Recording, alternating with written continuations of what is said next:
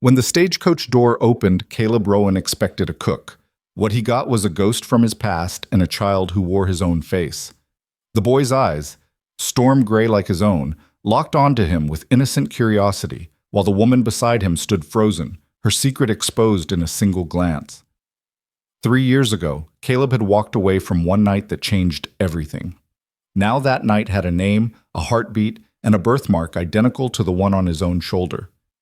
Would you walk away from a son you never knew existed?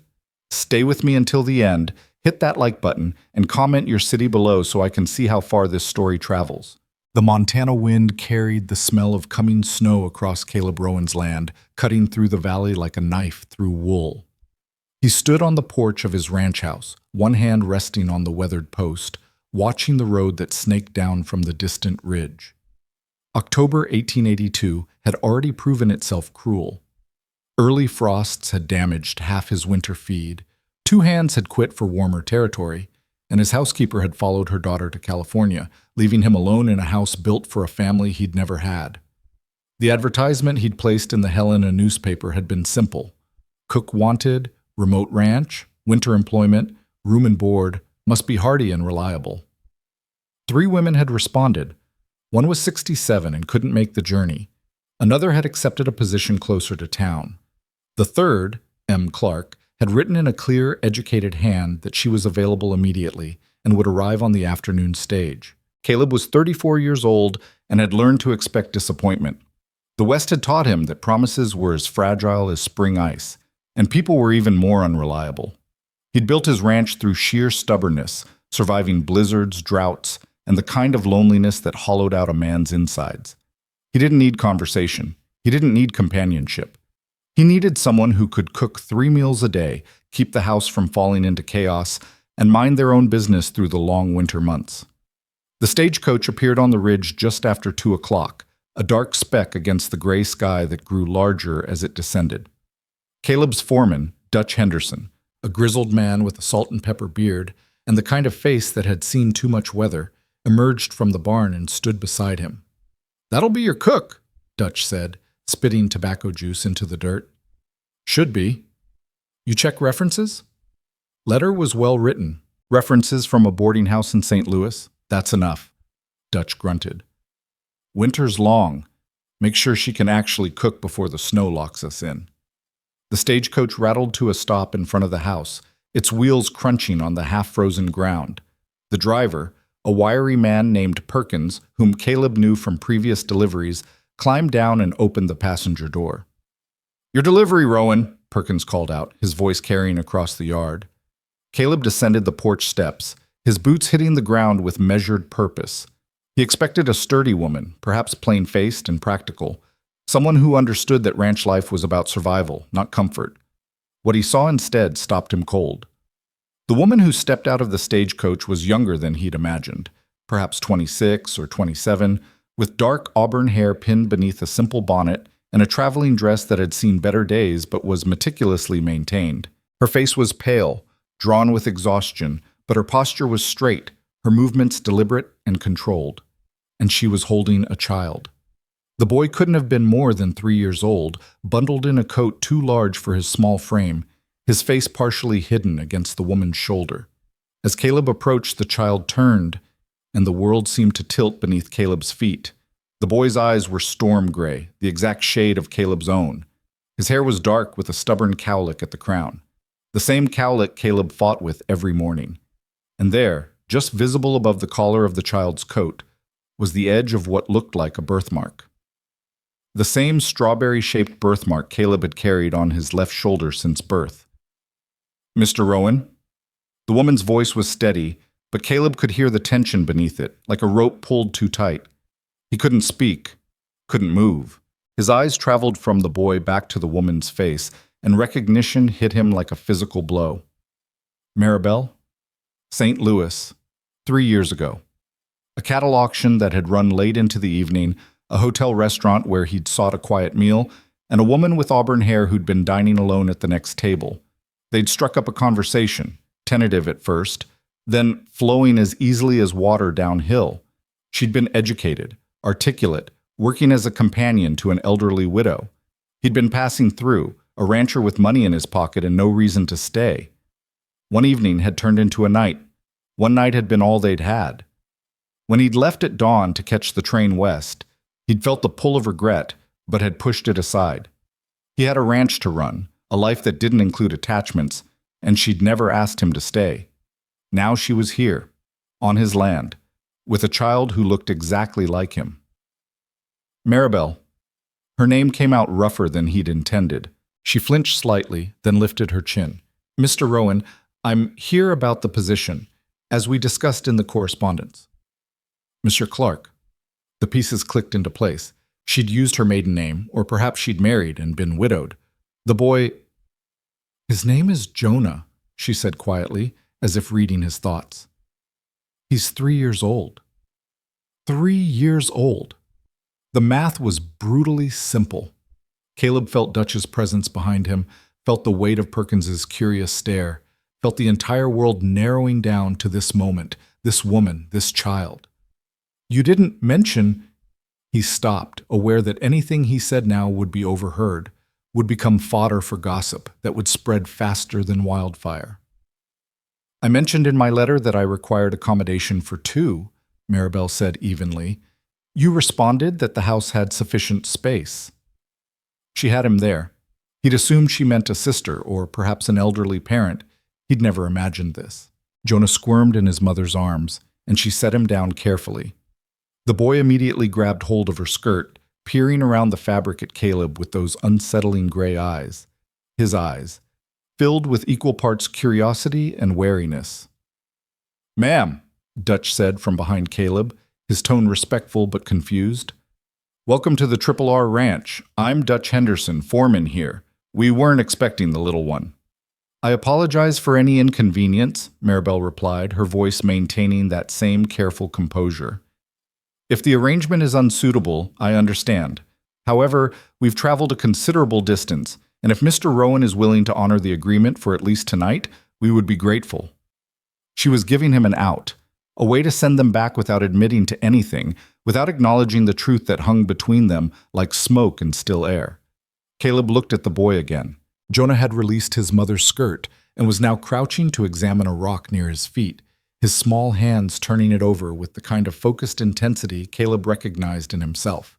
The child's profile was achingly familiar, the slope of his nose, the set of his jaw, even the way he tilted his head when concentrating. Dutch, Caleb said, his voice sounding distant to his own ears. Help the lady with her bags. Get them settled in the guest room, the one with the adjoining chamber. Boss, do it. Dutch hesitated only a moment before moving to comply, grabbing the 2 worn traveling cases from the back of the stagecoach. Perkins handed down a smaller bag and a bundle wrapped in oilcloth, his eyes darting between Caleb and Maribel with barely concealed interest. That's everything, Maribel said. Thank you, Mr. Perkins. The driver tipped his hat, climbed back onto the stagecoach, and urged his horses forward. The sound of hooves and wheels gradually faded, leaving an uncomfortable silence in the yard. Jonah had abandoned his rock and was now standing directly in front of Caleb, staring up at him with an expression of solemn assessment that no 3-year-old should have been capable of. You're tall, the boy observed. Despite everything, the shock, the confusion, the anger beginning to simmer beneath his ribs, Caleb felt his mouth twitch. I am. Are you a giant?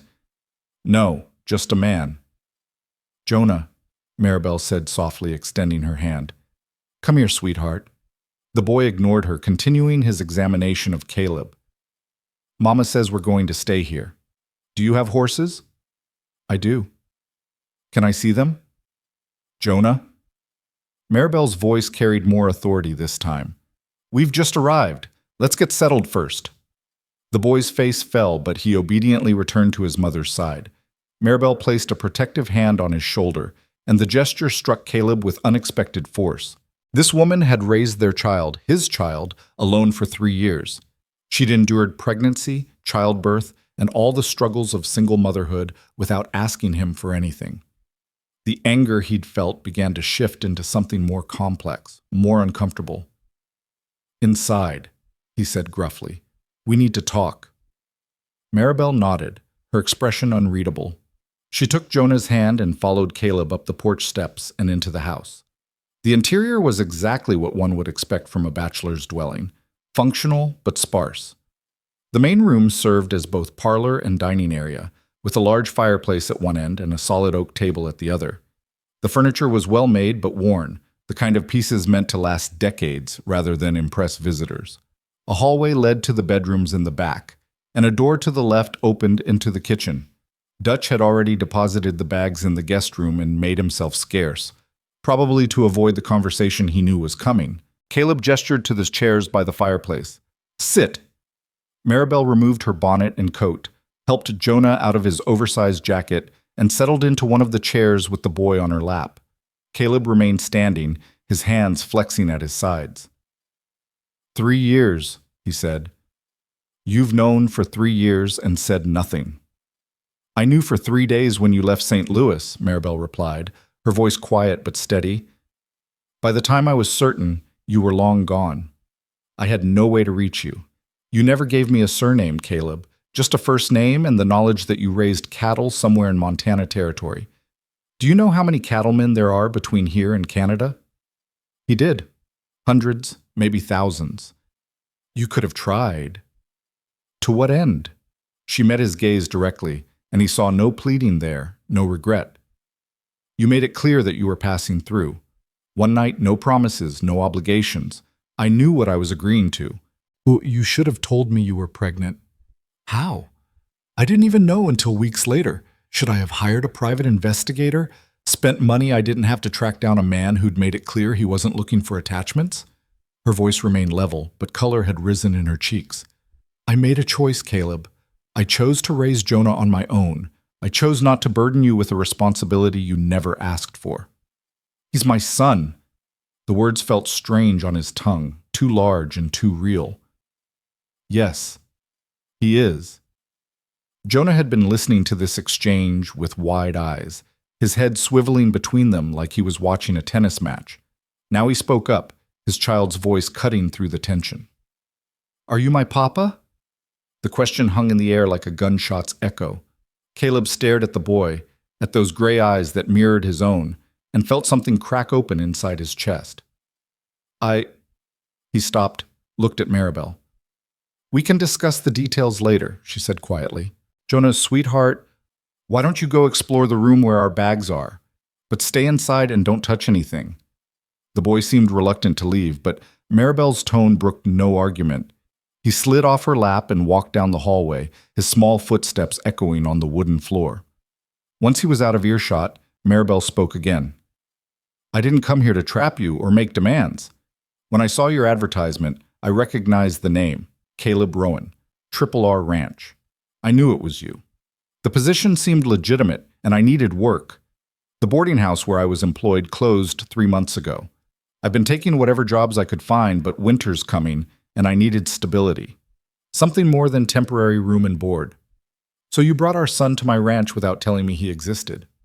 I brought him because I had nowhere else to go. For the first time, her composure cracked slightly, revealing the exhaustion beneath. I had 2 choices. Accept your offer or risk spending winter in a city with no employment and dwindling savings. I chose to give my son a roof over his head and regular meals. If you want us to leave, we'll leave, but not tonight, not in this weather. Through the window, Caleb could see the sky darkening, the clouds lowering with the promise of the season's first real snow. Sending them back to town now would be reckless, possibly dangerous. The nearest settlement was a 6-hour ride in good weather. You'll stay, he said, at least through winter. The position's yours if you want it. And Jonah? Caleb struggled with the words. He's my son. I'm not going to throw him out into the cold. But you're angry. I'm a lot of things right now. He moved to the window, looking out at his land, the barns, the corrals, the endless stretch of prairie that had been his entire world until 10 minutes ago. I built this place with my own hands. I've lived here alone for 8 years. I never planned on a family, Maribel finished softly. Yes, neither did I, she said. But plans change. Life happens. And now we're both here, trying to figure out what comes next. Caleb turned back to face her. She looked smaller in the chair, diminished by the journey and the confrontation, but there was steel in her spine. She'd survived 3 years as an unmarried mother in a world that showed no mercy to women in her situation. She'd found work, raised their son, and somehow managed to maintain her dignity through all of it. "Can you actually cook?" he asked. The question was so unexpected that she blinked. "Yes, I managed the kitchen at the boarding house for 2 years. I can prepare everything from basic meals to formal dinners. I keep detailed household accounts. I can preserve food, manage supplies, and I don't waste." "Good, because I hired you to cook, and that's what I need. 3 meals a day for me, Dutch, and whatever hands are here. In winter, that's usually 5 or 6 men total. You'll have a budget for supplies, and we'll make a trip to town before the snow locks us in." "And Jonah?" "He'll stay here, with you. This is a working ranch. There are dangers, horses, machinery, weather. You'll need to keep him close and safe." "I always do." A small sound from the hallway made them both turn. Jonah had returned, standing in the doorway with a wooden horse in his hands, a toy Caleb had carved years ago and forgotten about. "I found this," the boy said, holding it up. "Can I play with it?" Caleb felt that strange cracking sensation in his chest again. He'd made that horse during his first winter here, when loneliness and isolation had driven him to fill the empty hours with whittling. He'd carved it thinking that someday, maybe, he'd have a son to give it to. "Yes," he said. "You can keep it." Jonah's face lit up with such pure joy that Caleb had to look away. "What do you say, Jonah?" Maribel prompted. "Thank you." The boy clutched the horse to his chest like treasure. "Why don't you take it back to the room and see what else you can find?" Maribel suggested. "But remember, don't go outside without me." Jonah scampered away, his earlier wariness apparently forgotten.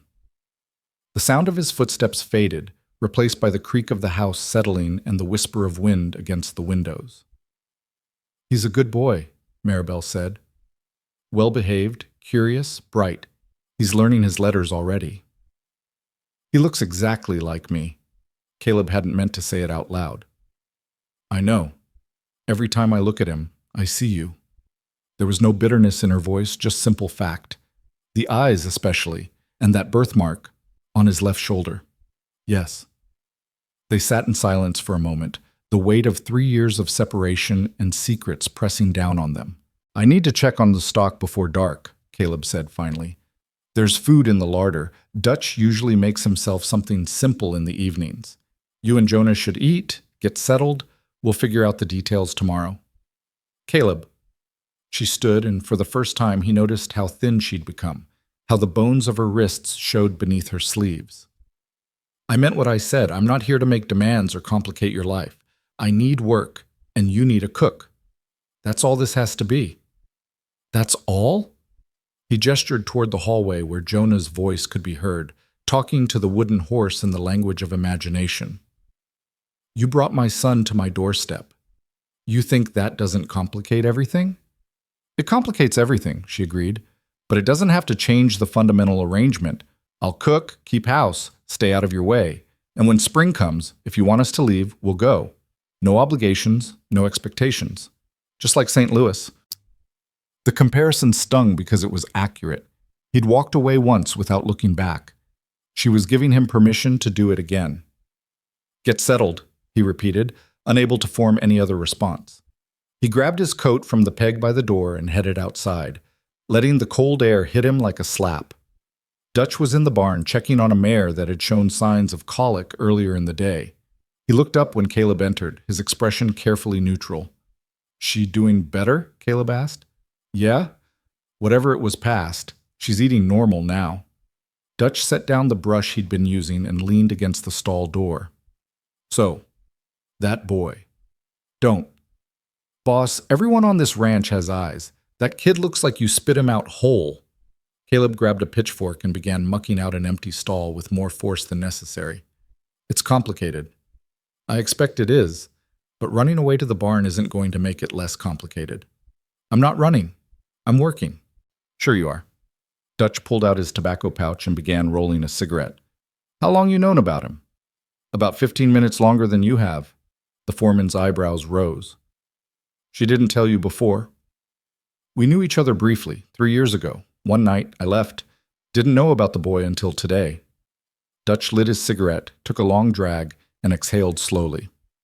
Well, that's a hell of a thing. That's one way to put it. What are you going to do? Let them stay through winter. She's here to cook. That's the arrangement. And the boy? Caleb drove the pitchfork into the hay with enough force to make Dutch flinch. I don't know, Dutch. I don't know what I'm supposed to do with a 3-year-old child who looks exactly like me and calls another man Papa without even knowing what the word means.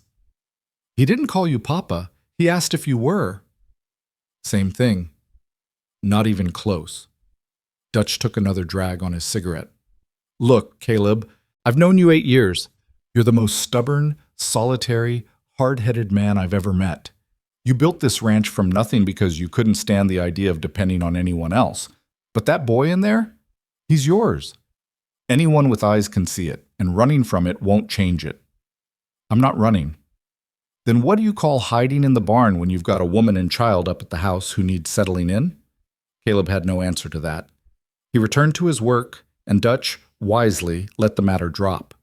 By the time Caleb finished with the horses and checked the fences in the near pasture, full darkness had fallen. Lamplight glowed in the windows of the house, warm and inviting in a way it never had been when he'd lived there alone. He stood in the yard for a long moment, watching shadows move behind the curtains, before finally forcing himself to go inside.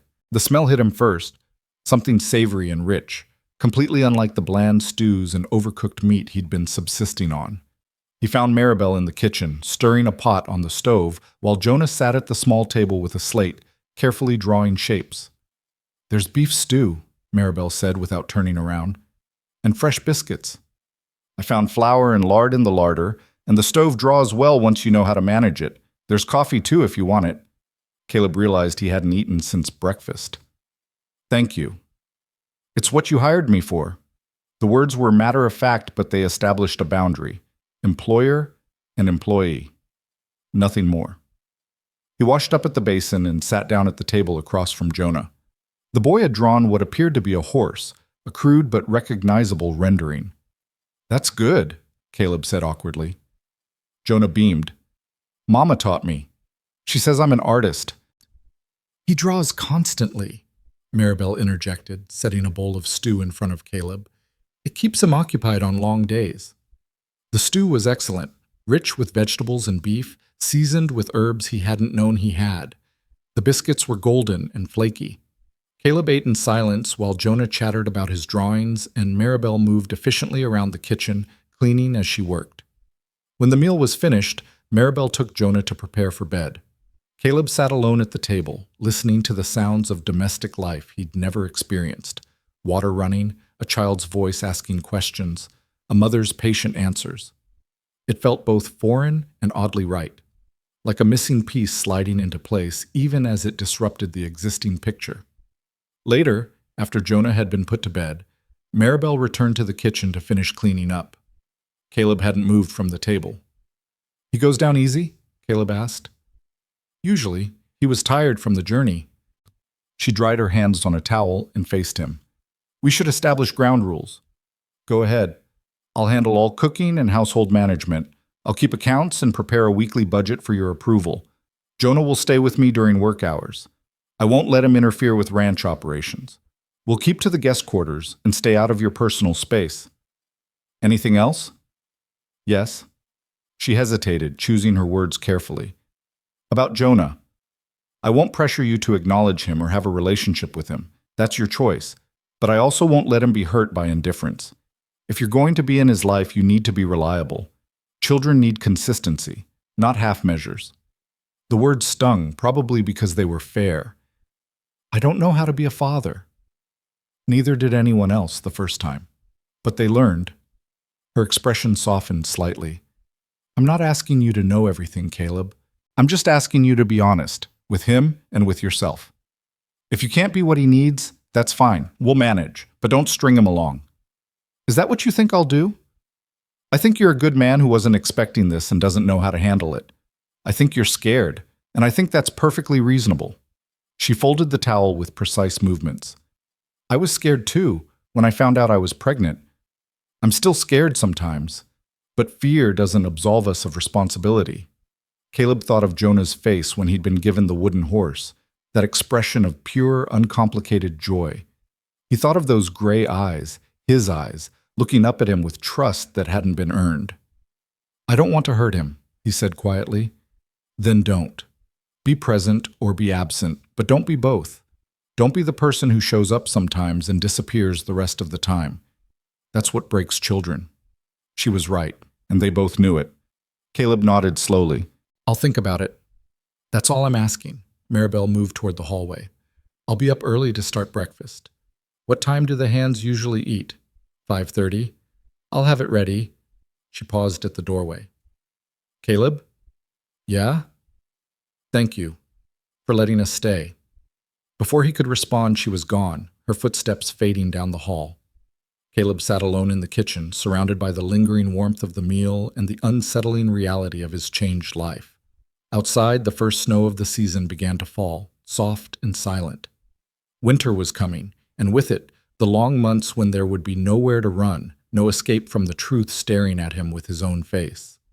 Caleb rose and walked to the window, watching the snow accumulate on the fence posts and barn roof. Somewhere in this house, his son slept, a child he'd never known existed until today, a boy who carried his blood and his face and deserved better than uncertainty. The night stretched ahead, full of questions without easy answers. But for now, there was only this, a house less empty than it had been this morning, a woman who'd traveled across 2 states with his child, and the slow, relentless fall of snow that would eventually cover everything, mistakes and all. Caleb pressed his hand against the cold glass and wondered if a man could change fast enough to deserve what he'd never known he wanted. Tomorrow would come soon enough. For tonight, all he could do was let the snow fall and try to imagine what morning might bring. The snow that began falling that first night continued through the dawn, transforming the ranch into a landscape of white silence. Caleb woke before first light, as he always did, his body attuned to rhythms established over years of solitary routine. For a moment, lying in the darkness of his room, he could almost believe the previous day had been a dream. Then he heard it, the soft murmur of voices from the kitchen, the clink of pots, the smell of coffee brewing. He dressed quickly and made his way down the hall, pausing at the doorway to the kitchen. Maribel stood at the stove, her hair pulled back in a practical bun, wearing an apron over a simple dress. Jonah sat at the table, still in his nightshirt, swinging his legs and talking to the wooden horse he'd claimed as his own. And then the horse jumped over the mountain, the boy was saying, making the toy gallop across the table surface. And he found a castle with a princess who needed rescuing.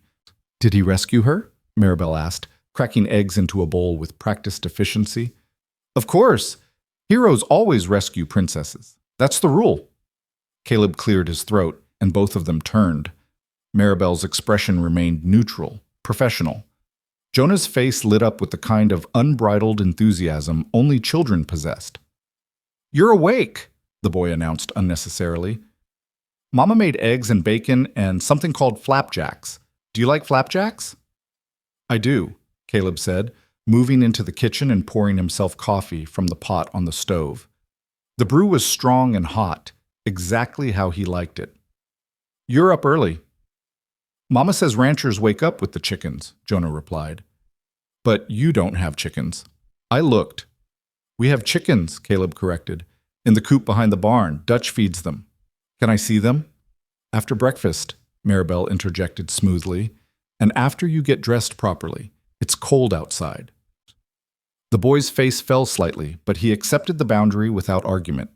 Caleb noticed the discipline in it, the way Maribel set limits firmly but kindly, the way Jonah responded without whining or protest. 3 years of raising a child alone had clearly taught her how to maintain order without harshness. Dutch arrived moments later, stomping snow from his boots on the porch before entering. He stopped short when he saw the table already set, the plates of food waiting, the coffee steaming. Well, he said, removing his hat, this is different. Different good or different bad? Maribel asked. Good, ma'am. Very good. Dutch took his usual seat, eyeing the flapjacks with appreciation. Been a while since this house smelled like a home.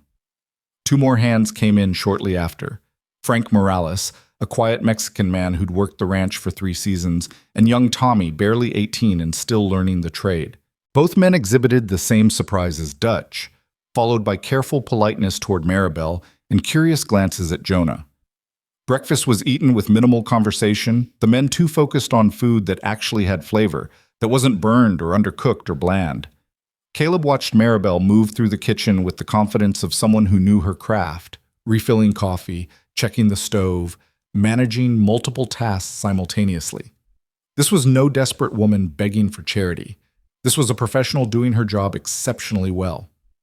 "Ma'am," Frank said when he'd finished, "that was the best meal I've had in 6 months. You planning to stay the winter?" "That's the plan," Maribel replied. "Then we're in for a good season."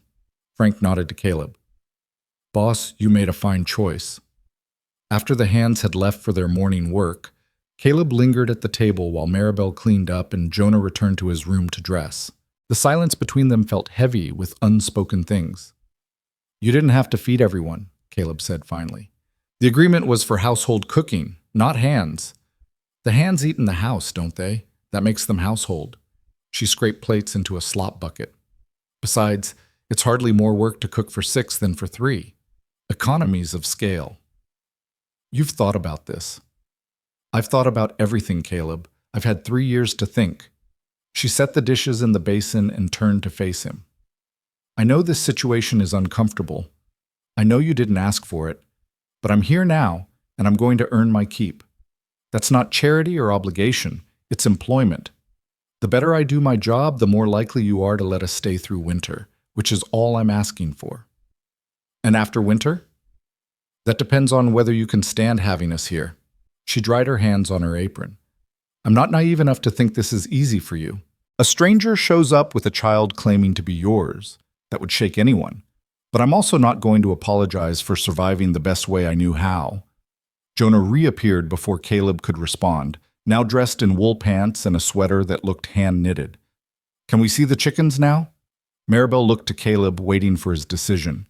He realized this was another test, another moment where he could choose involvement or distance. "Put on your coat," he said to the boy. "And your hat. It's cold." The delight on Jonah's face was almost painful to witness. Within moments, the child was bundled up, practically vibrating with excitement. Maribel moved to join them, but Caleb shook his head. "Stay here. Keep warm. I'll show him around." She hesitated, maternal instinct clearly warring with the desire to give Caleb space to connect with his son. Finally, she nodded. "Jonah, you listen to Mr. Rowan. Do exactly what he says, and stay close." "I will, Mama, I promise." The morning air was sharp and clean, the snow still falling in lazy flakes. Jonah's hand found Caleb's automatically, the small fingers gripping tightly as they navigated the porch steps. The touch sent an unexpected jolt through Caleb, this physical connection to a child he'd only known existed for less than a day. "Is it always this white?" Jonah asked, staring at the transformed landscape with wonder. "In winter, yes. Sometimes more than this. Sometimes the snow gets deeper than you are tall." "Really?" "Really." They made their way to the chicken coop, a sturdy structure Dutch had built 2 years prior. Inside, a dozen hens clucked and fussed, disturbed by the intrusion. Jonah's eyes went wide. "There's so many!" "We need them for eggs and sometimes for meat, though the hens are mostly layers." "What's layers?" "Chickens that lay eggs instead of being raised for eating." Jonah processed this with the seriousness of a scholar. "Do they lay eggs every day?" "Most days. Depends on the season and how old they are." Caleb showed him how to check the nesting boxes, how to reach in carefully to collect the warm eggs. When Jonah held his first egg, cradled in both small hands, his expression was reverent. "It's warm," he whispered. "Just came from the hen." "Can I keep it?" "Your mama needs it for cooking, but you can help collect them every morning if you want, if you're careful and gentle." "I'll be so careful. I promise." Jonah held the egg like it was made of glass until Caleb placed it in the collecting basket. They moved on to the barn where the horses stamped and whinnied in their stalls. Jonah was less certain here. The animals were large and loud, intimidating to someone so small. But when Caleb lifted him up to pet the nose of a gentle mare named Bess, the boy's fear transformed into cautious fascination. "She's soft," Jonah said, running his fingers over the horse's muzzle. "Her name is Bess. She's the calmest horse we have, good for riding fences in summer. Will you teach me to ride?" The question caught Caleb off guard. It implied a future, a continuity that extended beyond the immediate present. "Maybe. When you're older, and if your mama says it's all right." "She will. Mama wants me to learn lots of things." They spent another hour exploring the ranch, the feed barn, the equipment shed, the smokehouse where meat hung curing. Jonah asked endless questions, absorbing information with a hunger that reminded Caleb of himself at that age. The boy was bright, observant, unafraid to admit when he didn't understand something. When they finally returned to the house, both of them stamping snow from their boots, Maribel met them at the door with worry in her eyes that she quickly masked. "Did you behave?" she asked Jonah. "I was perfect," the boy announced. "And I collected eggs, and I petted Bess the horse, and Mr. Rowan said maybe he'll teach me to ride when I'm bigger." Maribel's gaze flicked to Caleb, surprise evident. He shrugged, uncomfortable under her scrutiny. "That's wonderful, sweetheart," she said. "Now go wash your hands. You smell like chickens." Jonah scampered off, leaving the adults alone in the entryway. "Thank you," Maribel said quietly, "for spending time with him. He's curious, asked a lot of questions. He always does. I hope it wasn't too much." "It was fine." Caleb hung his coat on the peg. "He's a good boy. You've done well with him." The compliment seemed to catch her off balance. Color rose in her cheeks. "I've done my best. It shows." Over the following days, a rhythm established itself. Maribel proved to be everything she'd claimed: an excellent cook, an efficient household manager, someone who could stretch a dollar without sacrificing quality. She inventoried the entire larder, made lists of what they'd need before winter truly locked them in, and reorganized the kitchen with a systematic precision that bordered on artistry. Jonah, for his part, adapted to ranch life with the resilience of childhood. He learned to stay out of the way during work hours, to occupy himself with drawings and the wooden horse and whatever small tasks Maribel could give him. But every evening, when Caleb came in from the day's work, the boy would appear, hovering near but not intrusive, clearly hoping for attention but afraid to demand it. On the third evening, Caleb made a decision. After dinner, instead of retreating to his room or returning to the barn, he sat down at the table where Jonah was drawing. "What are you making?" he asked. Jonah looked up, surprise and pleasure mingling in his expression. "It's the ranch, see?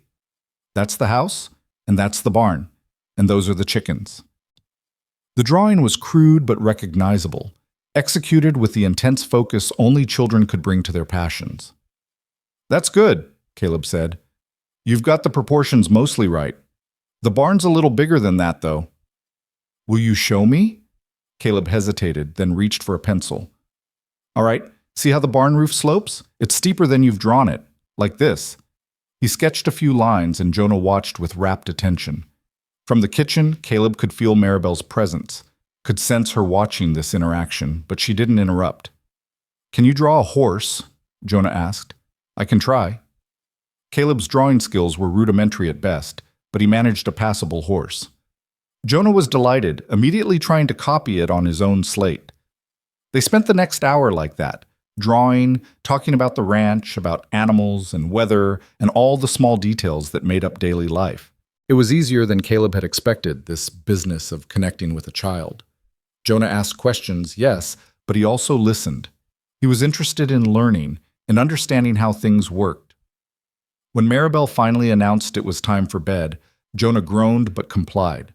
As she led him away, the boy turned back. "Will you draw with me again tomorrow?" Caleb felt that now familiar crack in his chest, that sensation of something hard and protective giving way. "If there's time." "I'll be fast with my chores, I promise." After they'd gone, Caleb sat alone at the table, staring at the drawing scattered across its surface. His whole life he'd believed he was meant to be alone, that solitude was his natural state. But sitting here in a house filled with the sounds of other people, looking at crude sketches of horses and barns made by a child who shared his blood, he wondered if he'd been wrong, The next morning brought a problem that required Caleb's immediate attention. One of the fence lines had gone down in the night, and several head of cattle had wandered into the neighboring property. He spent the entire day with Dutch and Frank, repairing the fence and rounding up the strays. By the time he returned to the house, exhausted and covered in mud, dinner was cold and Jonah was already in bed. Maribel reheated his meal without comment, setting it before him with the same efficiency she brought to everything. He waited up as long as he could, she said, kept asking when you'd be back. Guilt twisted in Caleb's gut. Fence emergency. Couldn't be helped. I know, I'm not criticizing. She poured him coffee. But he was disappointed. I'll make it up to him. Will you? The question was gentle but pointed. Or will something else come up tomorrow, and the day after that? Ranch life is unpredictable. I understand that. But Jonah doesn't. He just knows you promised to draw with him, and then you weren't here. I didn't promise. I said if there was time. To a 3-year-old, that's the same thing. Caleb set down his fork, appetite suddenly gone. I don't know how to do this, Maribel. I don't know how to be what he needs while running a ranch. There aren't enough hours in the day. Then you make choices, she said simply. Every parent does. You decide what matters most in any given moment, and you live with the consequences. She sat down across from him, her expression softening. I'm not trying to make this harder than it already is. I'm just telling you what I've learned. Children need consistency. They need to know they can count on you. If you're going to be in his life, you have to be reliable. And if you can't be, it's better to maintain distance than to keep disappointing him. You think I should stay away from him? I think you should decide what you're capable of and be honest about it. Don't make him care about you if you're not prepared to care back. The words stung because they were fair. Caleb had been treating this situation like something temporary, something he could navigate day by day without committing to a larger decision. But Maribel was right. Jonah was already becoming attached, already starting to see Caleb as a figure of importance. And if Caleb couldn't or wouldn't reciprocate, the kindest thing would be to establish clear boundaries now. He thought about that, sitting in the quiet kitchen with a woman who'd once been a stranger and was now something he couldn't quite define. He thought about the boy sleeping down the hall, who shared his face and his blood and deserved better than half measures. I want to try, he said finally. I want to be something to him. I'm just not sure what that looks like yet. Maribel's expression gentled further. Then we figure it out together. But Caleb, you need to understand something. I won't let you hurt him. If you decide you can't handle this, you tell me now, and we'll maintain professional distance. But don't string him along. Don't let him hope for something you can't give. And if I want to give it but don't know how, then you learn. The same way everyone else does, by trying and failing and trying again. She stood, collecting his empty plate. He's resilient. He can handle imperfection. What he can't handle is indifference masked as obligation. That night, Caleb lay awake for hours, thinking about choices and consequences, about the life he'd built in isolation and the family that had appeared on his doorstep. Somewhere in the house, Jonah slept, dreaming whatever children dreamed. And somewhere else, Maribel likely lay awake too, worrying about the future and whether she'd made the right choice in coming here. The snow continued to fall, and Caleb understood that winter would be long enough to make decisions that would shape all their lives, long enough to either build something real or let it slip away through fear and uncertainty. The following morning, he woke early and made a choice. Before heading out to his work, he stopped by Jonah's room. The boy was still asleep, curled around the wooden horse, his face peaceful in the gray dawn light. Caleb stood in the doorway for a long moment, just watching. Then he left quietly and went to find Dutch. I need you to handle the northwest fence inspection today, he told the foreman. Dutch raised an eyebrow. That's usually your job. I know, but I have something else I need to do. This about the boy? Yeah. Dutch nodded slowly. Good. That's good, boss. When Jonah emerged for breakfast, freshly dressed and sleepy-eyed, Caleb was waiting at the table. Good morning, the boy said, surprise evident in his voice. Morning. I thought maybe after you finish eating, you could help me with something. Really? What? The chicken coop needs fresh straw, and Bess needs grooming. Figured you could learn how to do both. The transformation in Jonah's face was remarkable, from sleepy to radiant in an instant. Yes, I want to help. Maribel appeared from the kitchen, coffee pot in hand, and met Caleb's eyes. She didn't say anything, but her slight nod conveyed understanding, perhaps even approval. They spent the morning together, Caleb showing Jonah how to spread straw, how to use a curry comb on a horse's coat, how to check hooves for stones. The boy was clumsy and slow, but eager and attentive. He listened to instructions and tried his best, and when he made mistakes, he accepted correction without complaint. "You're doing good," Caleb said as Jonah carefully combed Bess's mane. "Real good." "Mama says practice makes better. Not perfect?" "She says perfect isn't real, but better always is." Caleb found himself smiling. "Your mama's a smart woman." "The smartest," Jonah agreed with absolute certainty. Lunch was a simple affair. Sandwiches and soup that Maribel had waiting when they came in, cold and hungry. Jonah chattered through the meal, telling his mother everything they'd done, every small accomplishment. Maribel listened with patient attention, asking questions, praising his efforts. Watching them together, Caleb saw the bond they'd forged through 3 years of depending solely on each other. There was an ease between them, a shorthand of understanding that only came from shared experience and unconditional love. He felt like an outsider looking in on something precious, something he had no real right to. But then Jonah turned to him, those gray eyes, his eyes, shining with happiness, and said, "Can we draw tonight? Like you said?" And Caleb found himself nodding before he'd even thought about it. "Yeah, we can draw." The days that followed established a new pattern.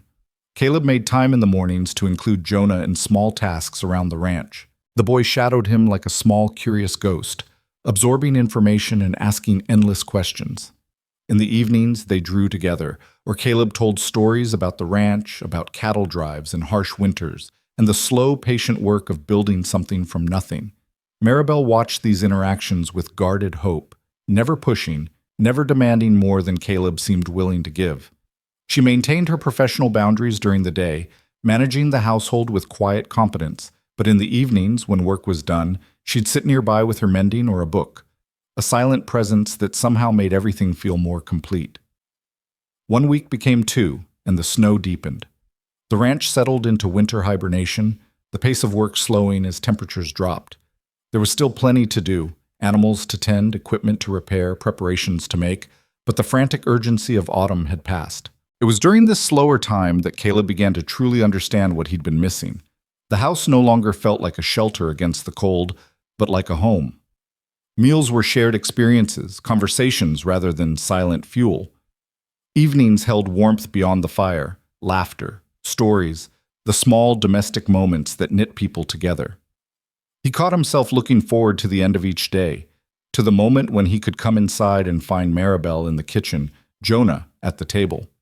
He noticed the way lamplight caught in Maribel's hair, the way her hands moved with graceful efficiency, the rare smile that transformed her serious face into something beautiful. He noticed how Jonah's vocabulary expanded daily, how the boy's drawings grew more detailed and confident, how trust was building between them in small, steady increments. And he began to notice something else, the way Maribel's dresses hung loose on her frame, the shadows under her eyes that spoke of too many nights with too little sleep, the careful way she portioned food to ensure Jonah and the hands ate their fill while she took less. Late one evening, after Jonah had gone to bed, Caleb found her in the kitchen, reconciling the household accounts by lamplight. She looked exhausted, her shoulders curved with weariness. "You should rest," he said. She looked up, startled. "I'm almost finished. It can wait until morning. I prefer to keep current records." But even as she said it, she rubbed her eyes. Caleb pulled out a chair and sat down across from her. "How long were you unemployed before you came here?" The question clearly caught her off guard. "Why does it matter?" "Because you look like you haven't had a decent meal or a full night's sleep in months. And I'm wondering how bad things were before you answered my advertisement." Maribel set down her pencil carefully. "Bad enough. The boarding house closed in July. I found work as a laundress for a few weeks, but it didn't pay enough for room and board for both of us. After that, I took whatever I could find, mending, cleaning, cooking for private parties. But work was sporadic, and landlords don't accept sporadic payment. Where were you living? A boarding house for working women. It was adequate, until I couldn't afford it anymore. And then she met his eyes, and he saw pride and shame warring in her expression. Then we stayed in cheaper places, places that weren't particular about references or backgrounds, places where you paid by the week and didn't ask questions about the people in the next room. The implication was clear. She'd taken her son into rough neighborhoods, dangerous places, because it was all she could afford. Why didn't you write to me sooner? Caleb asked. If things were that desperate. Because I didn't want your charity, she said sharply. I didn't want to be some woman who appeared 3 years later demanding money for a child you'd never met. I wanted to support my son myself, with my own work. I only came here because it was a legitimate position, something I could do on my own merit. Your pride nearly put you and Jonah on the street. My pride is all I had left. Her voice cracked slightly.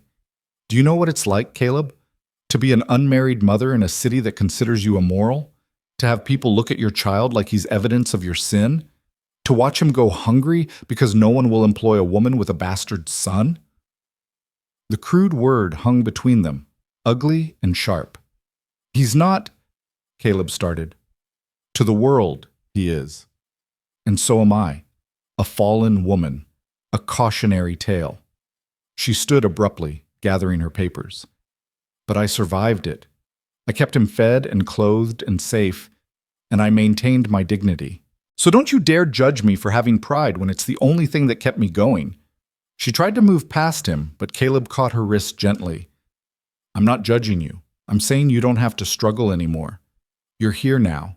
You're safe. And you're not alone. Maribel looked down at his hand on her wrist, then up at his face. Something shifted in her expression, the defensive anger giving way to a vulnerability that made Caleb's chest ache. For how long? She whispered. How long until you decide this is too complicated, too difficult? How long until winter ends and you send us away? I don't know, he admitted. I don't know what the future looks like, but I know I don't want you starving yourself to make sure everyone else eats. I know I don't want you working yourself to exhaustion, trying to prove you deserve to be here. You're not a servant in this house, Maribel. You're... He stopped, unsure how to finish the sentence. I'm what? You're Jonah's mother, and he's my son. That makes you family, whether we intended it or not. Her eyes glistened with unshed tears. Family. Yeah. She pulled her wrist free, not angrily but gently. I don't know what to do with that, Caleb. I've been alone for so long. It's hard to believe in anything else. Then don't believe. Just accept it for now. Eat properly. Sleep when you're tired. Let yourself rest. And if you change your mind, then we'll deal with it when it happens. But killing yourself trying to earn your place won't change anything. You've already proven you can do the work. Now prove you can trust that you don't have to do it alone. Maribel stood there for a long moment, processing his words. Finally, she nodded. All right. I'll try. That's all I'm asking. She gathered her papers and left, leaving Caleb alone in the kitchen with his thoughts. He hadn't meant to say so much, to reveal feelings he was still trying to understand himself. But the words had come, unbidden and honest, and now they hung in the air like a promise he wasn't sure he could keep.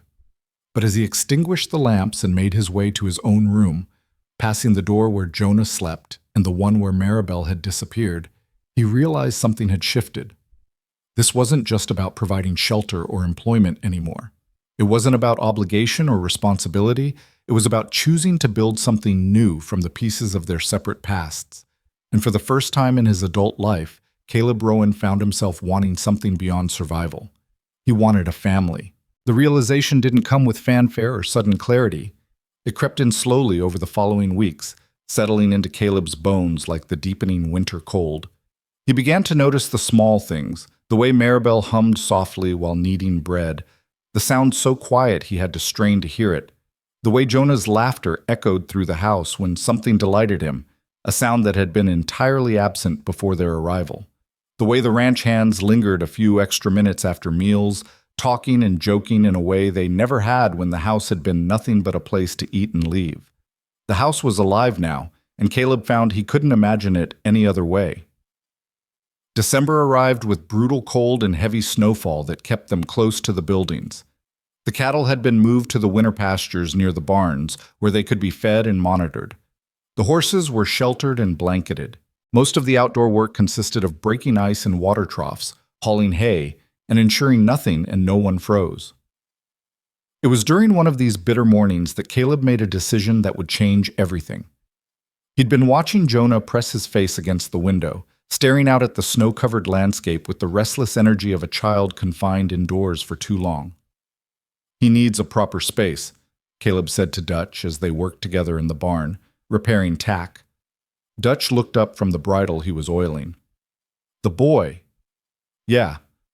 He's cramped in that guest room with Maribel. No place to play, to spread out his drawings, to just be a child." "What are you thinking?" Caleb had been thinking about it for days, turning the idea over in his mind like a puzzle piece he wasn't sure would fit. "The room next to mine. It's been storage for years, but it's big. Good light from the south window. If we cleared it out, put in a proper bed, maybe some shelves." "You're making him a bedroom." Dutch's tone carried no judgment, just observation. "He's my son. He should have his own room." "And his mother?" That was the complicated part, the piece Caleb hadn't quite worked out yet. "She can keep the guest room. More privacy that way." Dutch set down the bridle and fixed Caleb with a look that had seen through his excuses for 8 years. "You're building this boy a life here, a permanent life. You understand what that means.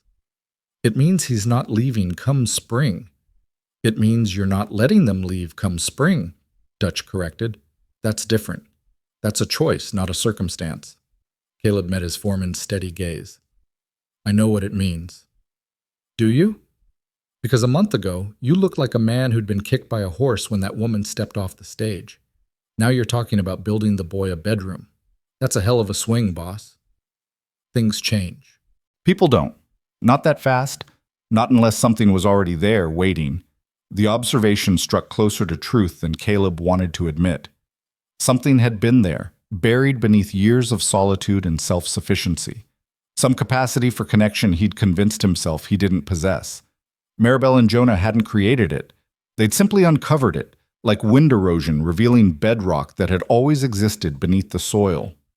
"Help me clear that room," Caleb said, ending the conversation. "We'll start today." They worked through the afternoon, hauling boxes and old furniture out of the storage room and into the barn. Years of accumulated junk, broken tools, spare lumber, crates of documents Caleb had never bothered to sort through. Some of it could be salvaged, some burned, some simply relocated. Maribel found them in the middle of this operation, standing in the doorway with flour on her apron and confusion on her face. "What are you doing?" she asked. "Clearing space," Caleb said, hefting another crate. "This room's been wasted for too long." "Clearing it for what?" He set down the crate and straightened, meeting her eyes. "For Jonah. He needs his own room, a proper one." Maribel's expression went through a series of changes, surprise, uncertainty, something that might have been hope quickly masked. "That's not necessary. We're fine in the guest room." "You're cramped in the guest room, and a growing boy needs space." "Caleb..." She stopped, seeming to struggle with what to say. "You don't have to do this. We agreed this was temporary." "You agreed it was temporary. I'm reconsidering." The words hung between them, weighted with implications neither of them seemed ready to fully address. Dutch made a discreet exit, muttering something about checking on the horses. "Why?" Maribel asked quietly. "Why are you doing this?" Caleb picked up a rag and wiped dust from his hands, buying himself time to find the right words. "Because he's 3 years old and he's been sharing a room with his mother his entire life. Because he deserves a space that's his. Because..." He stopped, then forced himself to continue. "Because I want him to feel like this is home. For the winter. For as long as you'll stay." Maribel absorbed this, her hands twisting in her apron. "You don't know what you're saying. You've known us less than a month. You can't make decisions about forever based on a few weeks." "Then I'm making a decision about now," Caleb said. "About giving my son a decent room and seeing where things go. That too much to ask?" "It's not about what you're asking. It's about what happens when you change your mind. When this stops being new and starts being difficult." You think I don't know it'll be difficult? Caleb moved closer, close enough to see the flecks of gold in her brown eyes. I've spent my entire adult life alone because it was easier than dealing with other people. But easy isn't the same as good, and maybe I'm tired of easy. Or maybe you're caught up in the novelty of having a family and you haven't thought about what it actually means long term. Then educate me. The challenge came out sharper than he'd intended. Tell me what it means. Tell me what I'm signing up for. Maribel's composure cracked, revealing the fear beneath. It means you can't just walk away when things get hard. It means you're responsible for a child who will need you every single day, not just when it's convenient. It means you have to stay, Caleb, even when you want to run, because children don't understand nuance. They don't understand that adults have complicated feelings. They just know whether you're there or you're not. I know that. Do you? Because I've been the one holding him when he cries. I've been the one explaining why we had to leave our home, why we don't have much money, why other children have fathers and he doesn't.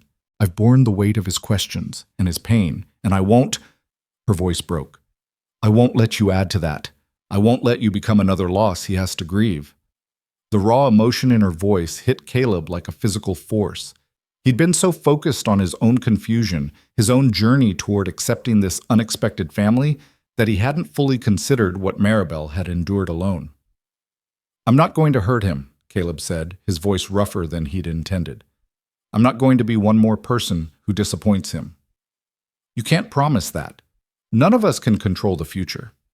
No, but I can control my choices right now. And right now, I'm choosing to give my son a room of his own. I'm choosing to make space for him in my house and my life. That's all I can offer, my choices, one day at a time. Maribel studied his face as if trying to read the truth written there. Finally, she nodded slowly. All right, but Caleb, if you're going to do this, you need to talk to him. Not to me, to him. He needs to hear it from you that this is his home, that he belongs here. Children need that certainty. I'll tell him. When? Tonight, after supper. She held his gaze a moment longer, then turned and left, her footsteps fading down the hallway. Caleb stood in the half-cleared room, surrounded by the detritus of his solitary past, and wondered if he was making a promise he could keep or setting himself up for the kind of failure Maribel feared. But when evening came and the work was done, when Jonah sat at the table with his slate and his wooden horse, Caleb kept his word. Jonah, he said, sitting down across from the boy, I want to show you something. The child looked up with immediate interest. What is it? Come with me. They walked together down the hallway, Jonah's small hand slipping naturally into Caleb's larger one. Maribel followed at a distance, her presence a quiet witness. When they reached the now empty room, Caleb pushed open the door. This is going to be your room, he said. Jonah stared at the empty space with wide eyes. Mine? Yours. We'll get you a proper bed, some shelves for your things. You can put your drawings on the walls if you want. Make it however you like. Really? The boy's voice held wonder and disbelief in equal measure. Really? Jonah released Caleb's hand and walked into the room, his footsteps echoing on the bare floor. He went to the window and pressed his hands against the glass, looking out at the snow-covered landscape illuminated by moonlight. I can see the barn from here, he said, and the chicken coop. And way out there. Is that the mountains? That's the mountains. It's the best room I've ever seen. Jonah turned, his face radiant with happiness that made Caleb's throat tight. Thank you so much. The boy ran across the room and threw his arms around Caleb's waist, hugging him with all the strength his small body could muster. Caleb stood frozen for a moment, overwhelmed by the simple, uncomplicated affection. Then, slowly, he placed his hand on Jonah's head, feeling the silky texture of the child's hair beneath his palm. You're welcome, he managed. From the doorway, Maribel watched with tears in her eyes that she quickly wiped away. When Jonah finally released Caleb and ran to explore every corner of his new space, she approached. That was good, she said softly. What you did just now, that was exactly what he needed. I meant it, about him staying. I know, I can see that you did. She paused, then added, Thank you for giving him this. Over the next week, the transformation of the room became a project that consumed Caleb's spare time. He built a bed frame from lumber he'd been saving, sanding the wood smooth so there would be no splinters for small hands. Dutch contributed a mattress that had been in storage, still good, but unused. Frank offered to build shelves, and young Tommy donated a small trunk that had belonged to him as a child. Jonah watched every stage of the process with fascination, asking endless questions about measurements and tools and techniques. Caleb found himself explaining things he'd long taken for granted: how to measure twice and cut once, why certain woods were better for certain purposes, the importance of square corners and level surfaces. "Will you teach me to build things?" Jonah asked one afternoon as they worked together, the boy holding nails while Caleb hammered. "When you're older, yeah. When your hands are big enough to hold the tools properly." "How much older?" "Few more years." Jonah considered this with the seriousness he brought to everything. "That's a long time. It'll go faster than you think. Mama says time goes slow when you're waiting and fast when you're happy." "Your mama's right about a lot of things."